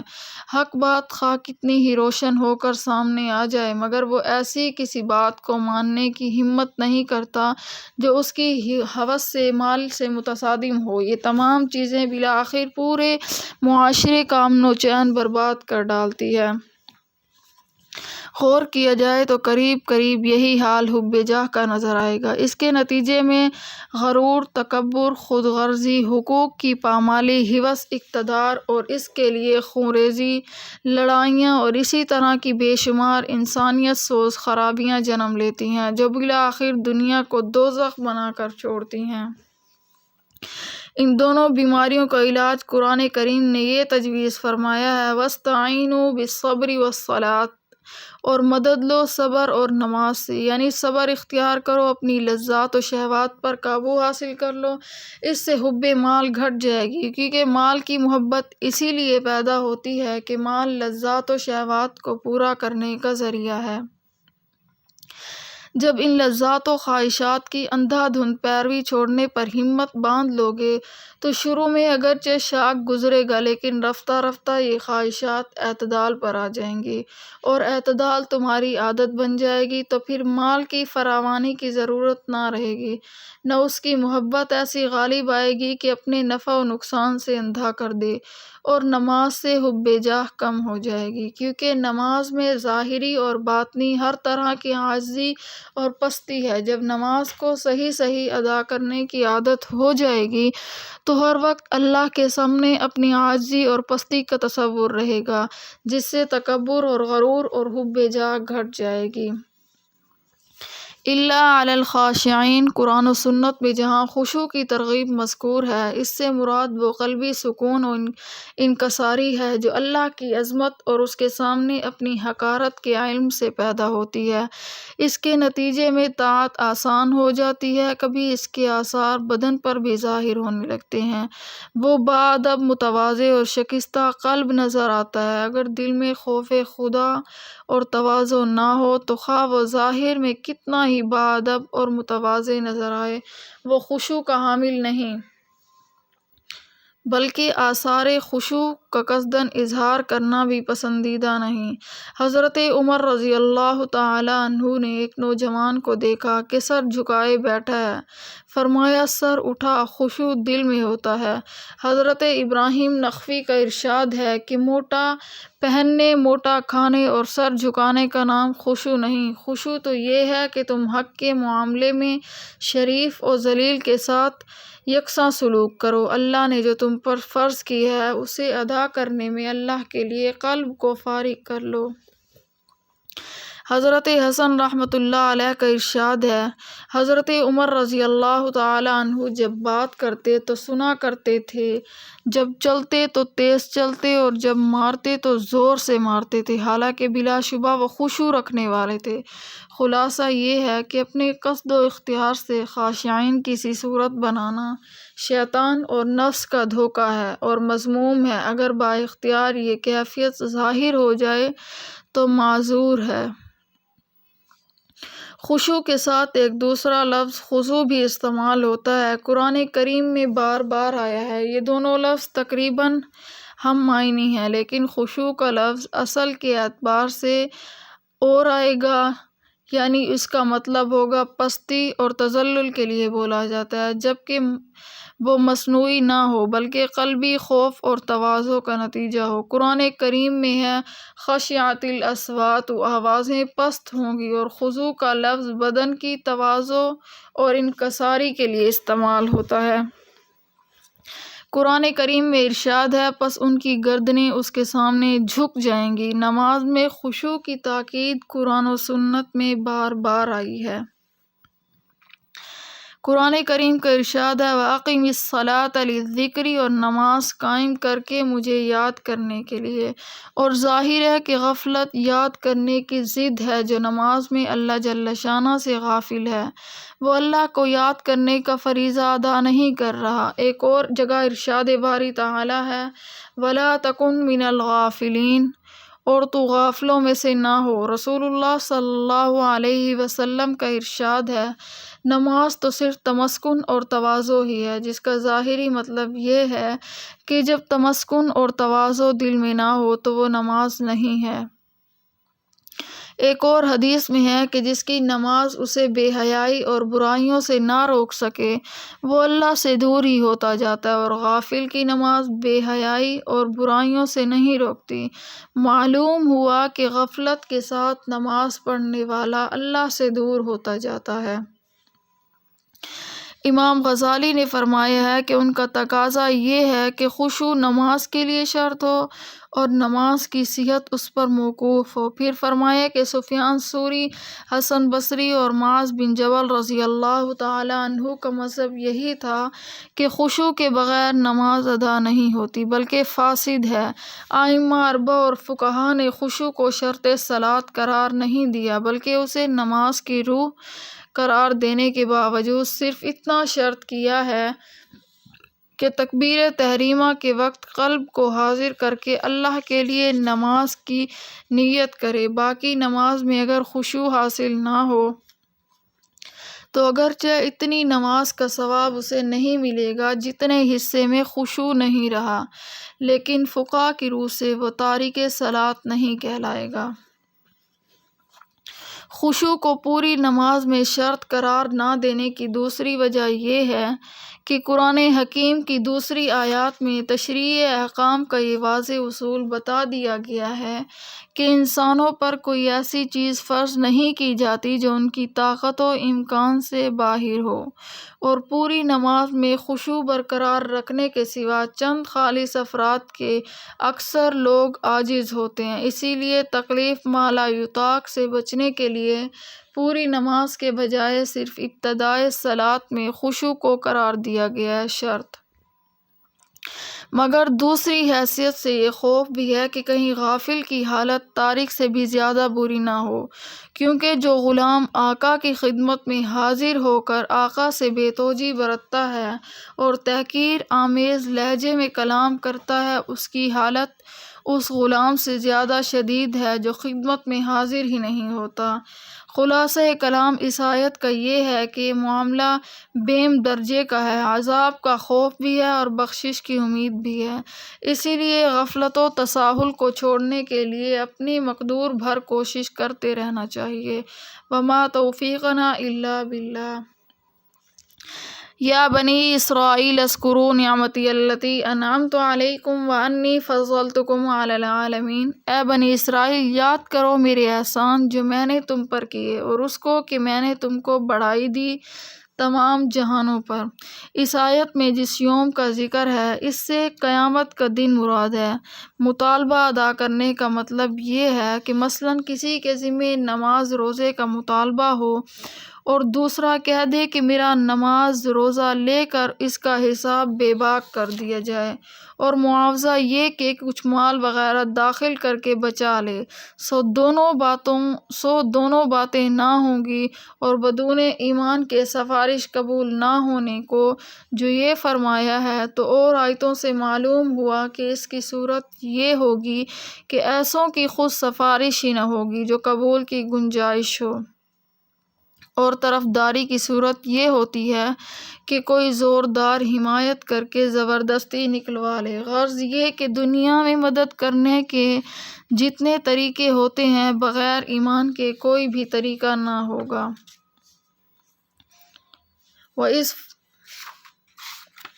وَإِذْ نَجَّيْنَاكُمْ مِنْ آلِ فِرْعَوْنَ يَسُومُونَكُمْ سُوءَ الْعَذَابِ يُذَبِّحُونَ أَبْنَاءَكُمْ۔ اور یاد کرو اس وقت کو جب کہ رہائی دی ہم نے تم کو فرعون کے لوگوں سے جو کرتے تھے تم کو بڑا عذاب، ذبح کرتے تھے تمہارے بیٹوں کو، وَيَسْتَحْيُونَ نِسَاءَكُمْ اور چھوڑ دیتے تھے تمہاری بیٹیوں کو، نِسَاءُكُمْ تمہاری عورتوں کو، وَفِي ذَلِكُمْ بَلَاءٌ مِّن رَبِّكُمْ عَظِيمٌ اور اس میں آزمائش تھی تمہارے رب کی طرف سے، عظیم بڑی۔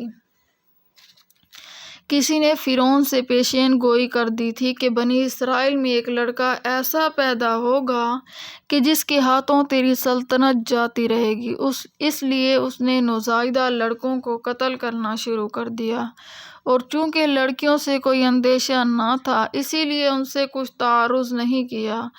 دوسرے اس میں اس کا اپنا ایک مطلب بھی تھا کہ ان عورتوں سے ماں گیری اور خدمت گاری کا کام لیتا تھا، سو یہ عنایت بھی اپنے مطلب کے لیے تھی، اور اسی واقعے سے یا تو یہ ذبح و قتل مذکور مراد ہے اور مصیبت میں صبر کا امتحان ہوتا ہے، اور یا رہائی دینا ہے جو ایک نعمت ہے اور نعمت میں شکر کا امتحان ہوتا ہے، اور اس نجات دینے کی تفصیل آگے ہے۔ وَإِذْ فَرَقْنَا بِكُمُ الْبَحْرَ فَأَنْجَيْنَاكُمْ وَأَغْرَقْنَا آلَ فِرْعَوْنَ وَأَنْتُمْ تَنظُرُونَ۔ اور جب پھاڑ دیا ہم نے تمہاری وجہ سے دریا کو، پھر بچا دیا ہم نے تم کو اور ڈبو دیا فرعون کے لوگوں کو اور تم دیکھ رہے تھے۔ یہ قصہ اس وقت ہوا کہ موسیٰ علیہ السلام پیدا ہو کر پیغمبر ہو گئے اور مدتوں فرعون کو سمجھاتے رہے، جب وہ کسی طرح نہ مانا تو حکم ہوا بنی اسرائیل کو خفیہ طور پر لے کر یہاں سے چلے جاؤ۔ راستے میں دریا حائل ہوا اور اسی وقت پیچھے سے فرعون بھی مع لشکر آ پہنچا۔ حق تعالیٰ کے حکم سے دریا شق ہو گیا اور بنی اسرائیل کو گزرنے کا راستہ مل گیا۔ یہ تو پار ہو گئے، فرعون کے پہنچنے تک دریا اسی طرح رہا، وہ بھی تعقب کے غرض سے اس میں گھس گیا۔ اسی وقت سب طرف سے دریا سمٹ کر اپنی سابق حالت پر ہو گیا، اور فرعون اور اس کے ساتھی سب وہاں پر ختم ہو گئے، غرق ہو گئے۔ اور وہ زمانہ یاد کرو جب وعدہ کیا تھا ہم نے موسیٰ علیہ السلام سے تورات دینے کا ایک مدت گزرنے پر، جس میں 10 رات کا اضافہ ہو کر 40 رات کا زمانہ ہو گیا تھا۔ پھر تم لوگوں نے پرستش کی اور تم نے اس تجویز پر ظلم کمر پر باندھ رکھے تھے، ایسے بے جا بات کے قائل ہو گئے تھے۔ یہ قصہ اس وقت ہوا جب فرعون کے غرق ہونے کے بعد بنی اسرائیل بقول بعض مصر میں واپس آ کر رہنے لگے یا بقول بعض کسی اور مقام پر ٹھہر گئے تو موسیٰ علیہ السلام سے بنی اسرائیل نے عرض کیا کہ اب ہم بالکل مطمئن ہو گئے، اگر کوئی شریعت ہمارے لیے مقرر ہو تو اس کو اپنا دستور العمل بنائیں۔ موسیٰ علیہ السلام کی عرض پر حق تعالیٰ نے وعدہ فرمایا کہ تم کوہ طور پر آ کر 1 مہینہ ہماری عبادت میں مشغول رہو، ایک کتاب تم کو دیں گے۔ آپ نے ایسا ہی کیا اور تورات آپ کو مل گئی، مگر 10 روز مزید عبادت میں مشغول رہنے کا حکم دیا۔ اس لیے دیا گیا کہ موسیٰ علیہ السلام نے 1 ماہ روزہ رکھنے کے بعد افطار فرما لیا تھا۔ اللہ تعالیٰ کو روزے دار کے منہ کی خوشبو بہت پسند ہے، اسی لیے موسیٰ علیہ السلام کو حکم ہوا کہ 10 روزے اور رکھیں تاکہ خوشبو پھر پیدا ہو جائے۔ اسی طرح یہ 40 روزے پورے ہو گئے۔ موسیٰ علیہ السلام تو یہاں رہے اور وہاں ایک شخص سامری نامی تھا، اس نے چاندی یا سونے کا ایک بچھڑے کا قالب بنا کر اس کے اندر وہ مٹی جو اس نے جبرائیل علیہ السلام کے گھوڑے کے قدم کے نیچے سے اٹھا کر اپنے پاس محفوظ رکھی ہوئی تھی ڈال دی۔ اس بچھڑے میں جان پڑ گئی اور جہلاء بنی اسرائیل نے اس کی پرستش شروع کر دی۔ وآخر دعوانا ان الحمد للہ رب العالمین۔